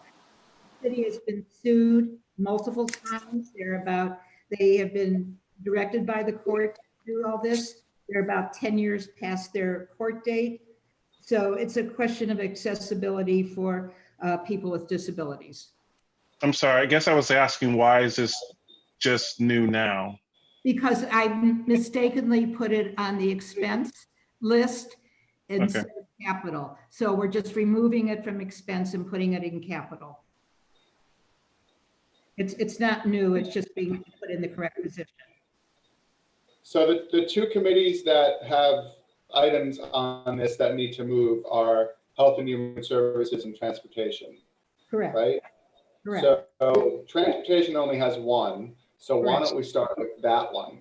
Paul, where would you like your pedestrian ramps to be on this list? All the way to the top. No, we had it high up when we had it as on the original list. Then where did we have it? It was number 3. It was number 3 on your expense list. I need to, yeah, you keep scrolling up. I'd like it in the top 10 at least. In the top 10 at least. P2 funding, P2, P3, P4, P5. The first 25 are all parks. 10 is fine if he thinks it's that important. Yeah. We had it at 3 before. I wouldn't mind it at 10 if that's possible. I don't have a problem with ped ramps being at 10. Okay. Thank you. Yeah, I like it at 10. Okay, I just want to remind everyone, everything will be on the list because we get 40 capital. So everything will be on the list in some form. Okay. Thank you. It seems to me like things like pedestrian ramps and school improvements are really as important as parks. And I don't see why we might not just do something as arbitrary as like adding each one of those in their order, maybe putting the pedestrians before the individual schools, like every third one. You know, like first school, it would be number 6. And then second school would be number 9. You know what I'm saying? They're just like intersperse them. Just so it's parks, parks, parks, school, school, school, park, park, park, school. Like that. Oh, just the, My next question is, sorry, is it these school things, I don't remember seeing them in previous years. They're just, and I imagine the schools have always had need. Why is it new now? oh, I can explain. Why is there all this feedback? Oh, hi, can I explain? I'm going to mute everyone that's not talking. Yeah, I'm going to mute everyone but who's talking. Go ahead, May. Oh, okay, so the schools, well, okay, so these capital priorities were given to us by the CECs, by the CEC 1, which is most of the Lower East Side, and also by the CEC 2, but just for the Chinatown schools. So they went, and we just asked them for their top 5 priorities. They went through their own process of deciding what, I mean, each school, you know, made a request. And if you ever go to those CEC meetings, you know, they go through a very laborious process to decide what the you know, ask will be and what the priority will be. They have already submitted these asks to the School Construction Authority, and none of it has been funded yet. So we're just, we're basically like uplifting their asks. And I don't believe they have been on before. I'm sorry. Yeah, no, that we haven't done that before. So we're, working with the schools more. So that's why we, reached out to them about their priorities to put on, to sort of continue pushing for it on our priorities. Does that answer the question? Yes, I'm just thinking about what Lisa said in regards to these priorities that we already have, primarily because if something says, supplemented cooling system, whereas an area may not have a playground at all. I mean, I understand the ranking that you've done. I'm just talking about in ranking overall of our entire community, of really looking at what they're asking for. Like if someone needs a new roof for a rec center, as opposed to a supplemented cooling system or upgrade the wiring, it's kind of hard to just put them in between specific things. Some of the parks are extremely critical, involve entire reconstructions of playgrounds or entire reconstructions of bathrooms, as opposed to a particular item like supplemental cooling system. I understand the schools need, and in the COVID environment, that cooling systems are going to be critical if they're not already funded. But I just want to make sure that we understand what we're looking at from the human services or this ranking for the schools. Trevor, if I may, I just want to, as a employee in the school systems, I'm telling you, cooling systems are a necessity, and the funding for them, it is horrendously low. We do not have the cooling systems necessary for even the kitchens, and the children don't have them in their auditoriums. And so because the buildings are more than 100 years old, it does not, I can't even begin to tell you the deplorable conditions that many people are working under and the children are having to be exposed to. So it often gets the low on the totem pole. The Board of Education normally has to just wait years and years because of electrical work and things of that sort. And I tell you, I can put in paperwork now and it'll take 5 to 10 years for it to go through. So it is a priority. No, I agree with you, but these are specific requests from specific schools, like HPS 42 supplemental code, not the overall cooling systems in the district. No, it's specific schools. They've probably been waiting for many years for those things to come through. Yeah, so that's how they submit their request. They don't, it's like project by project. So we're, that's what we have.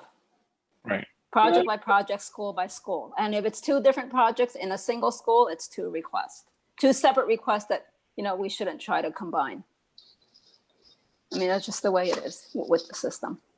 Can I make a suggestion maybe, Trevor, since we've already moved transportation to number 10, how would you feel if the school things don't start any higher than 10? I'd be okay with that. And I think that the one exception was, and my brain is getting to mush, was ped ramps here? Ped ramp was here. That's what we moved. The pedestrian ramp is number 10 now. Right. That's transportation. Right. And then intersperse the others after 10, as Lisa had suggested, based on the ranking that they have. Yes. Is that copacetic? That's fine. Yeah, and you can go one after another, meaning parks, DOE, parks, DOE, parks, DOE. And there's some extra spots too. So if anybody has any, no, too late, but there's some extra spots. May, is that acceptable to you? Yes, that would be fine. Okay. Thank you. Was that clear, Michelle, who's taking notes? I can't see your. Yeah, I was going to start after, so after P12, insert HS1. Correct. A question on P12, well, number 12. Are we still looking for a new school at Essex Crossing? That's number 13. Yeah, is that gonna happen? It's still in the district needs.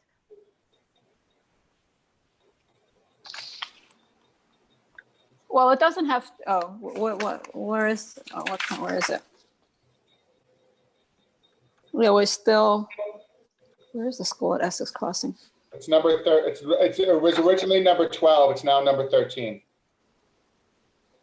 Oh, okay, so it's still, so of all the human services, I mean, it should, you should, like I said, you should preserve, or the order should be preserved.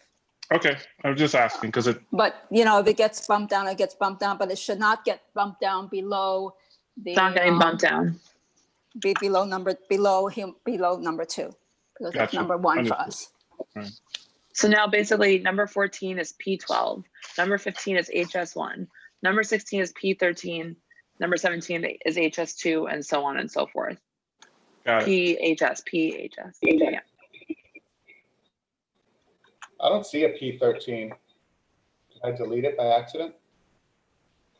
Columbus Park is P13. Oh yeah, it got combined. Sorry. All right, thank you. So are we voting on all of this? Yeah, do we want to do a separate vote, or do you all want to vote at one time? Vote at the end? Any hands for voting at the end, or would you like to vote now? Okay, I think we're So fine voting at the end. we're good at voting at the end, okay? All right. Okay, thank you. All right. So I'm going to stop sharing this. Thank you. Okay. Go back to the agenda screen, Yep. please. 2 seconds. Sorry. Ah.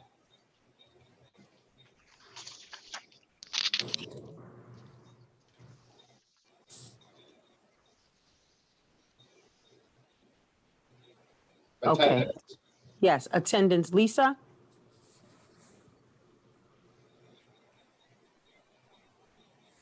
Yeah.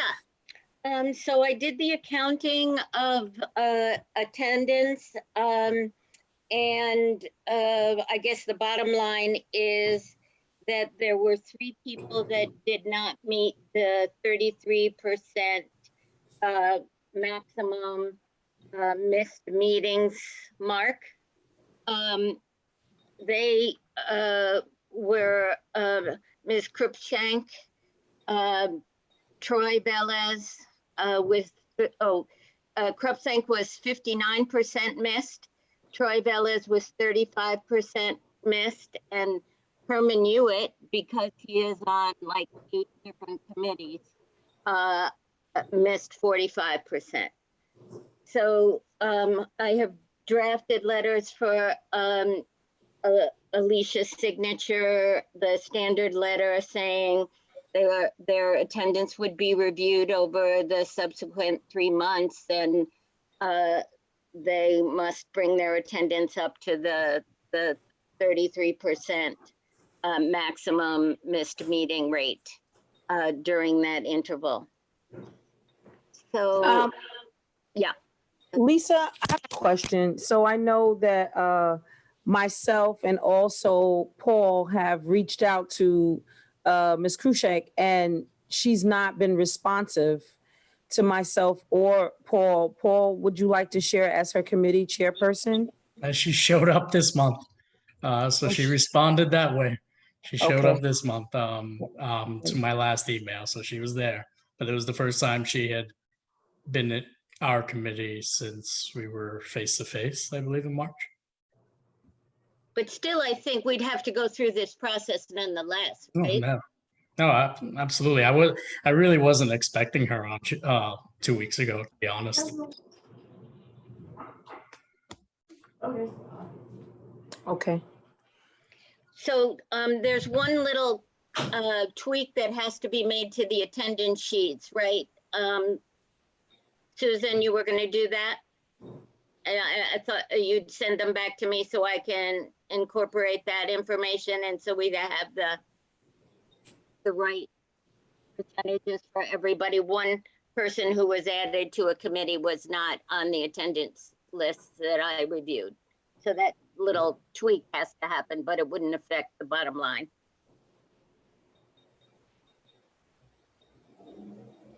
So will the board do that and also send out the letters? Will the board staff do that and send out the letters? Susan, we can't hear you. I'm sorry. Lisa, yes, I will send you the revised a sheet either tonight or tomorrow morning. No, And you- tomorrow morning, not tonight. Well, I'm doing stuff as we speak, you know, I just send Okay, out. the- okay. And yes, Deidre always sends out the letters over Alicia's name. Great. That's my report. Thank you, Lisa. Okay, agenda item description. Susan, what do you mean by that? I'm sorry. Do you want me to speak to this? I brought it up last month and we agreed it would be discussed this month. And I don't know if any of us have the bandwidth to do it, but it was Okay. just to get clarification about under what circumstances we can or should or would be permitted to take a vote. Does there have to be a specific wording on the agenda item in order to allow for a vote to be taken? Because there seems to be some inconsistency in determining that. Can you give an example? I don't want to criticize anybody. I really hate to be, you know, I don't want this to be punitive, but there was at least one instance that I'm aware of and that we discussed last month where the committee was told it was inappropriate to take a vote on a certain item because it hadn't been expressly written in the agenda that a vote was going to be taken on that item. I think the confusion comes when something is listed on an agenda as a discussion of a topic versus a presentation of a topic. You know, if something's listed as a discussion or informational, obviously I think informational means we're not voting, but I guess there's just some confusion as to if something is listed a certain way, does that mean it can't be voted on if somebody asks for a resolution? And May's got her hand up. Oh, and she just put it down. Okay, Yeah, so this discussion has been had before. I think it started but didn't go far enough. So we decided, I think it was back when Gigi was chair, for certain policies to put them in writing and vote on them, which is really helpful. On this issue, we have decided that if it says informational, that there will not be a vote. Nothing else had ever been specifically decided in writing. I think it would be very helpful to know, because sometimes it's very difficult to figure out wording. I think it's very helpful to know when there's going to be a vote, or at least a vote is expected. I do know on CB2, they put an asterisk by each item that's going to be voted on. And that's just my context. so yeah, okay, I see physical hands. So I saw Linda's hand go up just now. Yes, Linda. Yeah, I think there's some middle ground there that, you know, Lisa and I've talked about a little bit. So you have a discussion of some issue. It wasn't originally intended to have a vote, and it doesn't have an asterisk by it, which is a good idea. And spontaneously, as the discussion goes on, it becomes apparent that you'd like to make a resolution about it. Is that kind of what you're thinking, Lisa? Yeah, precisely. And so then the question is, you know, is that okay? Wow. You've got hands up from May and Trevor. Yeah. Okay. So May and Trevor, go ahead, May. Okay, I mean, I like the way what Susan had said that, you know, if you're definitely not planning to take a vote, you know, you should say so for informational purposes only. But as as Linda said, you know, sometimes discussion happens and it could be a very non-controversial issue. Maybe it's like a little nice project in the park, or, you know, and in the course of discussion, you know, the committee wants to take an action, and therefore it requires a vote. So I think it should be allowed. On a So case by there's case. always, no, there's always a possibility. It's not case by case. It's always a possibility, unless, I mean, the instance where you would say for informational purposes only is because maybe there's a decision to be made, for example, but you're only going to get half the information at this meeting. Maybe there's more information to come later, and you don't want to, you know, make the decision at that meeting. So that's a good reason for saying, you know, informational purposes only, so that people don't expect you to make a decision at the meeting. But again, you have to take it on item by item as it comes up. It's like, it's not something that you can generally say. You can't generally say we will or will not vote. Right. You know, unless there's like it's a big long-term, you know, like those ULERPs, or last year it was, you know, Mount Sinai, Beth Israel, you know, we got like, you know, we didn't get everything at one meeting, right? It took many meetings. So we, you know, held off on voting until another meeting. Right. So in that case, you can, because you're planning ahead for when you're going to vote on this big issue. But otherwise, you know, you don't, I mean, if it's to be a democratically run meeting, then, you know, you can't, you know, say that, Okay. you know, people can't vote or come or, you know, come to a decision or to take an action. Okay, Trevor. I think that we need to be very careful about our wording in our agenda, and that primarily has to do with the public, because a lot of the stuff we do is informational, and they may not attend and then they find that there was a vote and they go, why did you vote to put you know, parking stripes on my street? I thought you were only going to discuss it. So, I mean, there is some chair discretion, but with regards to park items, when we get a lot of stuff, a lot of, you know, just informational designs, that we need to be extremely careful if we're going to vote on something. And perhaps, and I've seen it in other community boards, they say possible vote or an asterisk. But if it's for informational purposes, I would never take that to mean a vote unless it's a timely thing, because there are instances where they've come and they've given us a presentation and they don't need a resolution, but there might be something controversial about it. So we'll say, okay, we'll look at this next month or bring it back when we need a vote. Yeah. That sounds like a good, okay, Susan, I see your hand. Yeah, so following Trevor, the reason for that this came up previously was about transparency, and it was about the public knowing when there would be a vote. And when you have something like an update, it sounds like there will not be a vote. And generally, not always, generally there's an opportunity to put it on the agenda for the following month so that you can vote and be very clear. And the other issue that sometimes comes up is that there's often, when something is done spontaneously, not enough or information that you're not aware of, or an opportunity for an opposing viewpoint. So I think if it could be clarified, and certainly you're not saying not to vote, but often it could be put on the next month. But I certainly would like clarity, so when I'm working with the chairs, that we know what to put.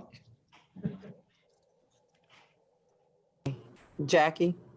Yes, I kind of agree with Trevor on that as well, because if we are taking a vote on something, I just wanted to be extremely careful about that. I feel like a lot of times I wanted to have some background information about a specific vote. I want to do some background research before I do that. I mean, that's just myself. And I agree that if we see something that is very controversial, or some people wanted to have a vote, we can put it on next month's agenda. And I also wanted to say that I think last month the issue arose because it's the description of the agenda item. In the past, I always thought that when you say information presentation, we are not taking a vote. And I think update, I get the same idea, the same feeling that for updates, we are not taking a vote. But I guess if we want to be clear, we could make sure that we either use information presentation or update, just consistent with the wording for the description of the agenda items to make sure that we know what to or the public to know what to expect in these meetings.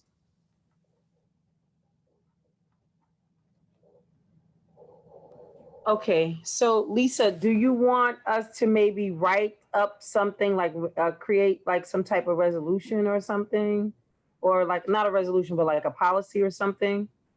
I think it would be helpful. I am concerned that, like May was saying, sometimes when there's a presentation, new information comes up that is very timely, and that there's a need for quick action, and that saying just next month there'll be a vote sometimes doesn't do the trick. So I really think we need to avoid having this discussion, and we need to have clarity so that there's some way that people will know in advance that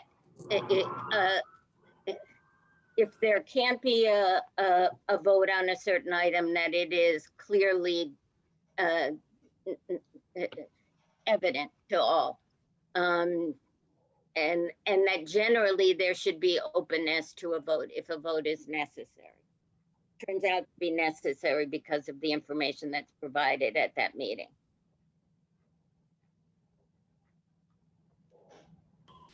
At the discretion of the chair. So yes, I think we need it clearly delineated in writing what the policy is. So would you like to suggest some wording?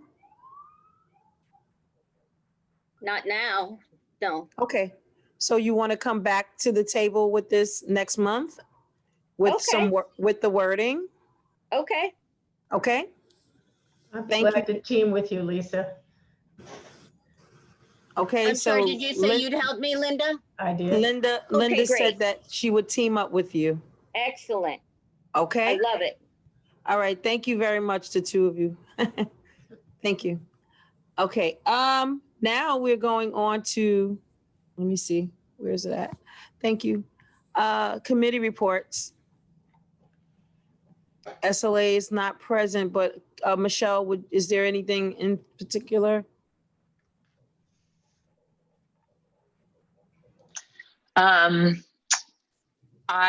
I will say, and I apologize if this is too much, but I thought that there were some potentially racist comments made by a community member in reaction to the application by one of another community member, and I said something about it, and I just hope that we think about how our power can impact people, and especially people of color, when we make decisions. I know that the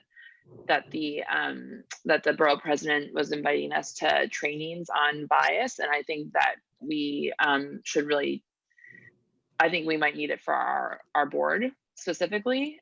We have most applicants or one of the most applicants for liquor licenses in the entire city, or in Manhattan, and I worry that we are exerting power in a way that is not equal. So I just wanted to flag that for all of you. Besides that, the meeting went till I think 2 a.m., but will be fixed next month. Yeah, I heard you guys went very long. Very long. Okay, thank you, Michelle. Parks. I had my hand raised just for a Oh, I'm particular sorry. Go question. ahead, Trevor. I'm sorry. Go ahead. Michelle, when you say community member, you mean community board member or just a regular member of the public? No, a member. And I just meant also that if we're taking into like making sure that we can skillfully evaluate what the types of comments that people are making, what they really mean. Okay. Mm-hmm. As we have a lot of power on liquor licenses. So, and that can mean, as we heard from other applicants, make or break for their businesses. So I want to make sure that we are not explicitly or implicitly being biased in the way that we evaluate applications. Okay, thank you.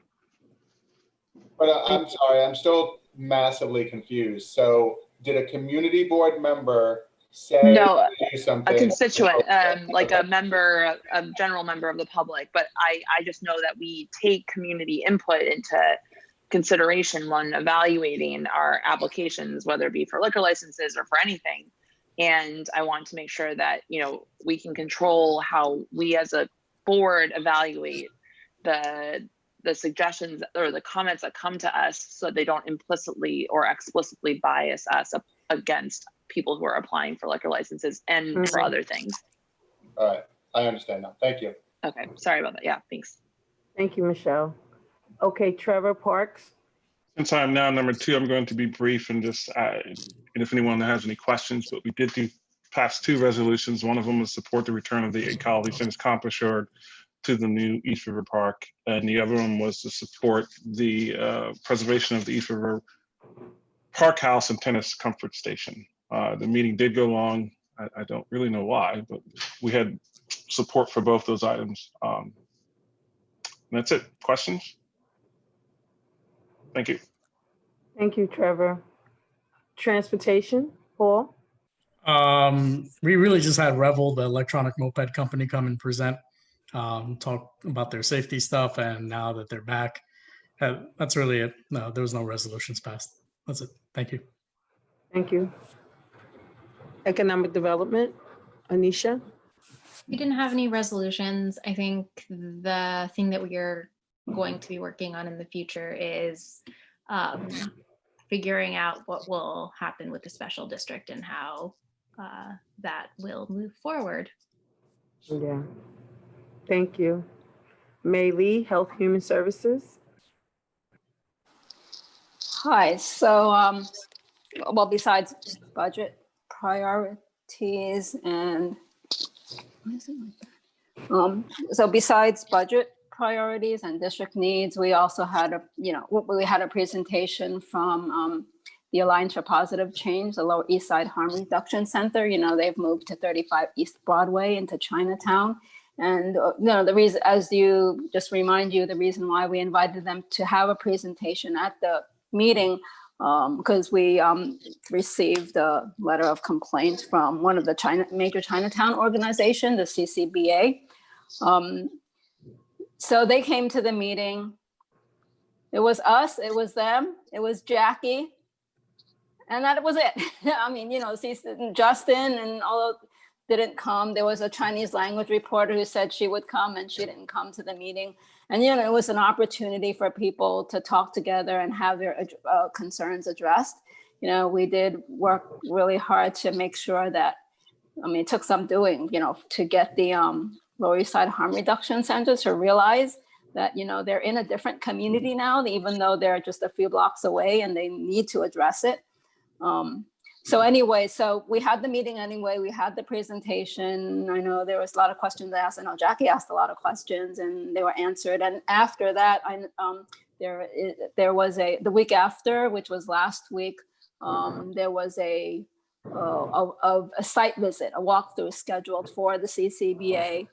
I think Justin went to it. It was just for the CCBA, was scheduled, with the help of Margaret's office, and for him to visit, the Lower East Side Harm Reduction Center at their new place. So just last week, I think we received a letter from CCBA. They're still not happy with everything. They're not happy with this location and this organization and the services they're providing. The children in the library are going to be afraid of them. And, it's a 1.5-page letter. So we want to, we just got the letter, you know, somebody released the letter to the media, and we got a call from a Chinese, or an email from a Chinese language reporter. We have to respond to that, but we really do want to, you know, sort of maybe sit down with CCBA or respond to them and, you know, their questions more. You know, I'm sorry they didn't come to the meeting, but they didn't. I don't know why. You know, I mean, that's all I have to say. I mean, there's a lot going on there that I'm not sure about, and maybe a lot of things to unpack and discuss, but that's where it is. I don't know if anybody here has some insight into this. If you do, please let me know. Yeah, I see hands. Trevor has a hand up and Susan has a hand up. Yeah, just for clarification, you said they moved into Chinatown. Where were they? What neighborhood were they in before? Allen Street. Allen and Canal, yeah. Allen Canal. So they're right more outside, like right outside of Chinatown, basically. So, yeah, Well, so that they're- might so be now- Chinatown, to be honest, but I didn't know. I didn't even know they're in Allen Canal, to be honest. But that might be Chinatown for a lot of folks. It is Chinatown, Trevor. It's just like, I think it's the outskirts of the most popular part of Chinatown. Yeah, so it's so that East Broadway section at one time used to be more like Lower East Side, and it wasn't very, but now if you look at it, you know, it's like East Broadway, it's like between Market and it's close to the library. It's too dark, you know, so it's anyway. No, I was trying to remember I don't know their previous location. I know where it is okay. now. Yeah. I just didn't remember where their previous location is. It was really hidden. It was literally hidden. You couldn't really see it. You wouldn't even know it was there unless you were a participant. But I think now, because they're over more on the East Broadway side, it's like it's more visible because there are other harm reduction programs in that same area. There's a drug. The some Lower type- East Side Service Center. Yeah, Yeah. service center there. So Okay. yeah. All right. Thank you. Mm-hmm. Okay. Thank you, May. Land use, Jackie. Oh, I'm sorry, Susan. Susan had her hand up. I'm sorry. Go ahead, Yeah. Susan. I just want to say, Jackie, May and I had talked about this, and Jackie sent you an email for help and how to respond to the reporters. So, you know, maybe tomorrow we could talk about that, or you can help us, okay? Sure, we can talk about that tomorrow. And to follow up on Trevor's point, I think the original location is still Chinatown. However, the original location is not a low key because it is in an area that you don't have a lot of foot traffic, you don't have a lot of retail. Is that the location was situated between two wholesalers, food distributors. So it's not really a location that a lot of people pay attention to, but now they move to a location that is right next to a library. And I guess, and the library has a lot of children users. So I guess that's triggered the concern. And also that block, we already have like 3 or 4, 2 other centers. So they are worrying if East Broadway will become a hub for treatment centers. I guess that is the concern. Okay. Thank you, Jackie. You have anything for land use? Yes. So for land use, we did we did pass a resolution. So we approved a minor modification application for Grand Street Guild to build 2 buildings at 151 to 165 Broome Street with 480 units, and they are all affordable units. The developer and the TA have reached some agreements. So we made a condition that these agreements need to be legally enforceable for the project to be approved. And also we did budget priorities. And this month, the two Bridges co-applicants, they need to revise their rezoning plan in response to the recent rulings of the lawsuit, the 2 Bridges lawsuit, and because now we need to assume those towers can be built. But this is just a technical change, so it does not change our board's position from from our August result. So we just agree with the co-applicants, and the co-applicants need to hire the consultant, George James, again, to make the changes, and they are willing to cover the cost of it because CP3 does not have extra money for that. And also on 70 Mulberry Street, they just finished their first round of engagement, and they are doing a second round. And I want to thank Michael, Alicia, Susan for helping to put those information on the social media. And they are doing a second round of engagement in the second week of November that would include a town hall meeting and some paper surveys. And we also did nature subcommittee meeting, but I think I should do it later, or maybe because you have a nature subcommittee items after landmark. And that's all I have. Thank you, Jackie. Okay, last, landmarks.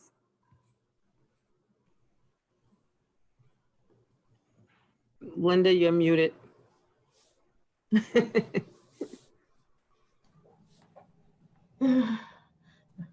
So professional. So we had 2 certificates of appropriate applications. Unusual that we would have 2 in one meeting, but they were both interesting. We approved both. One of them is, you may be familiar with the building. It's on East 11th Street. It says Public Baths of the City of New York. It's quite an elegant little building, considering it was a public facility like that. And it has new owners, and they're doing a lot of changes internally and some minor changes to the exterior, which is what we considered. And they plan to totally restore the facade. So that's really good. And the other was extremely, completely insignificant. So we approved them both. Okay, thank you, Linda. Okay, we had a couple of subcommittee meetings this month. Okay, so we had NYCHA met. Jackie, want to report on NYCHA, the subcommittee? Unmute yourself. Okay, there you go. So we had the first NYCHA subcommittee meeting since when was the last time we had a meeting? I think it was before the pandemic, right?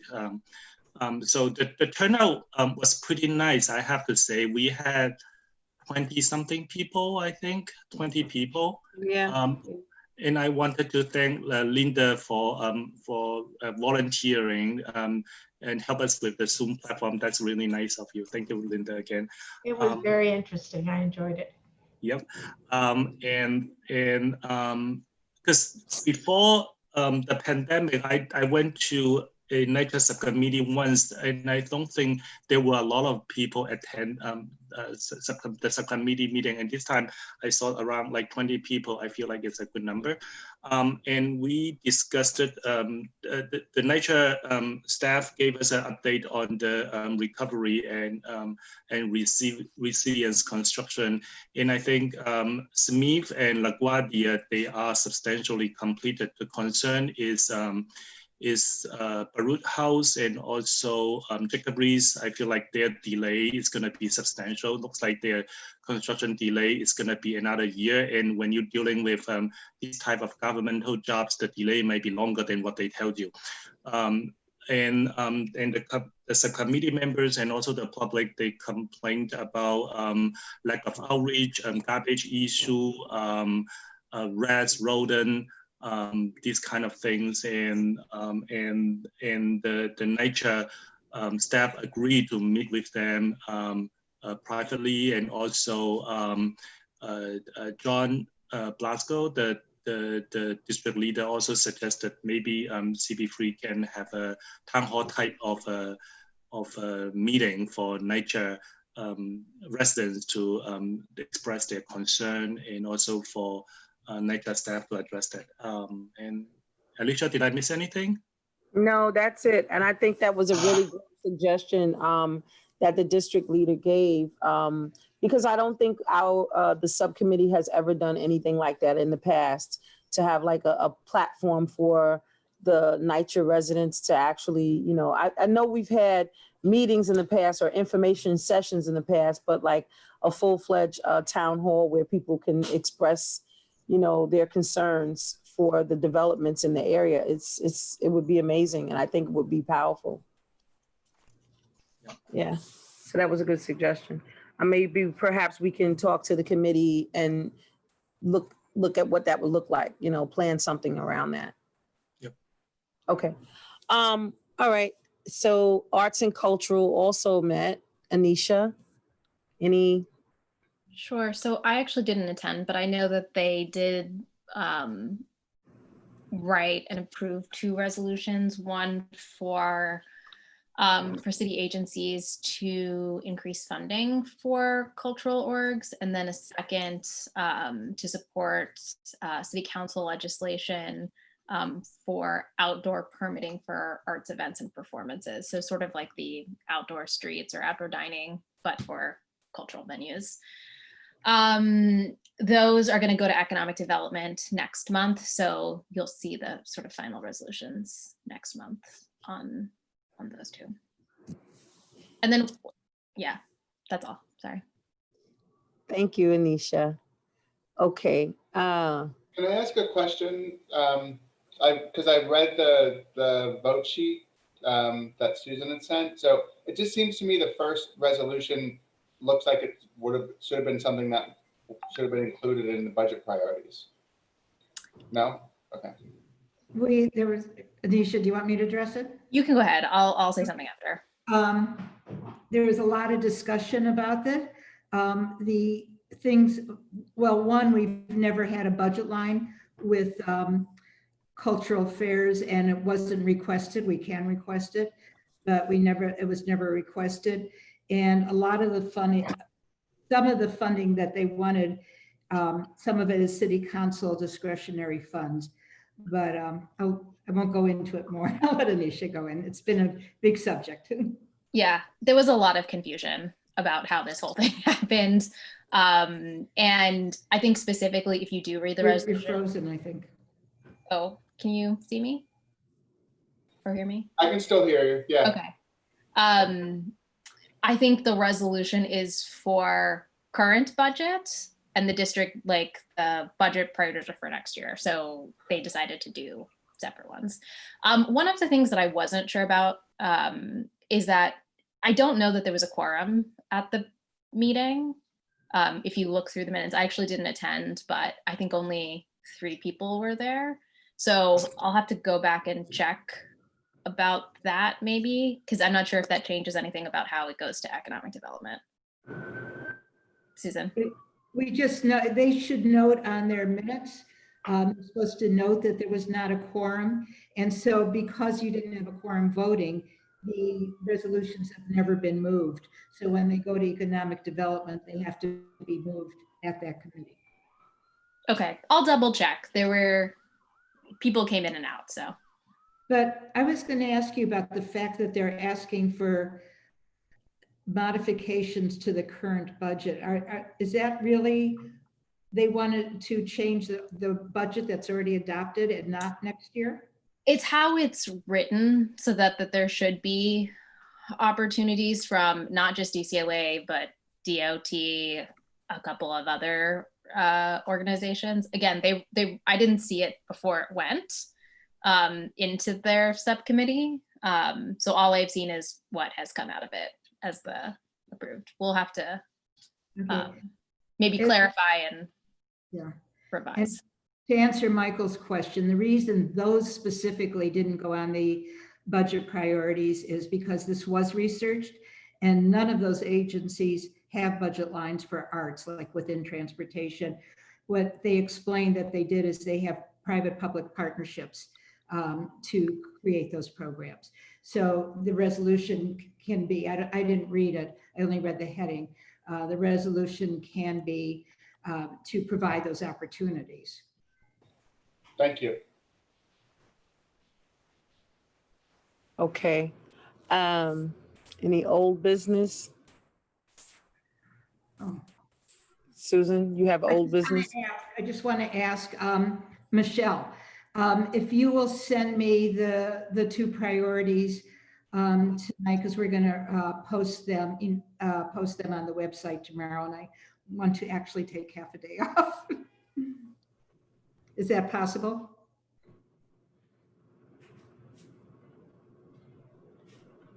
Did you hear Susan, Michelle? Yeah, sorry. I can't speak without my headphones and they had died. Yes, I will send them to you tonight. Thank you very much, and I Sure. really appreciate all the work you did on that for us. And try to No take problem. 3/4 of a day. My family is coming in this weekend. I got to go buy food. I'm a Jewish mother. Good, good. Glad to hear that, Susan. Any new business? Okay. Just want everyone to know we should definitely all congratulate Gigi, our past chair. She gave birth. She had a little girl. When did she give birth? Was Tuesday, if I'm not mistaken. Good for her. Yeah. So Name is Jimmy. yeah. So shout out to Gigi and her husband on the new addition to their family. Do we have a name for this child? Jimmy. Yummy.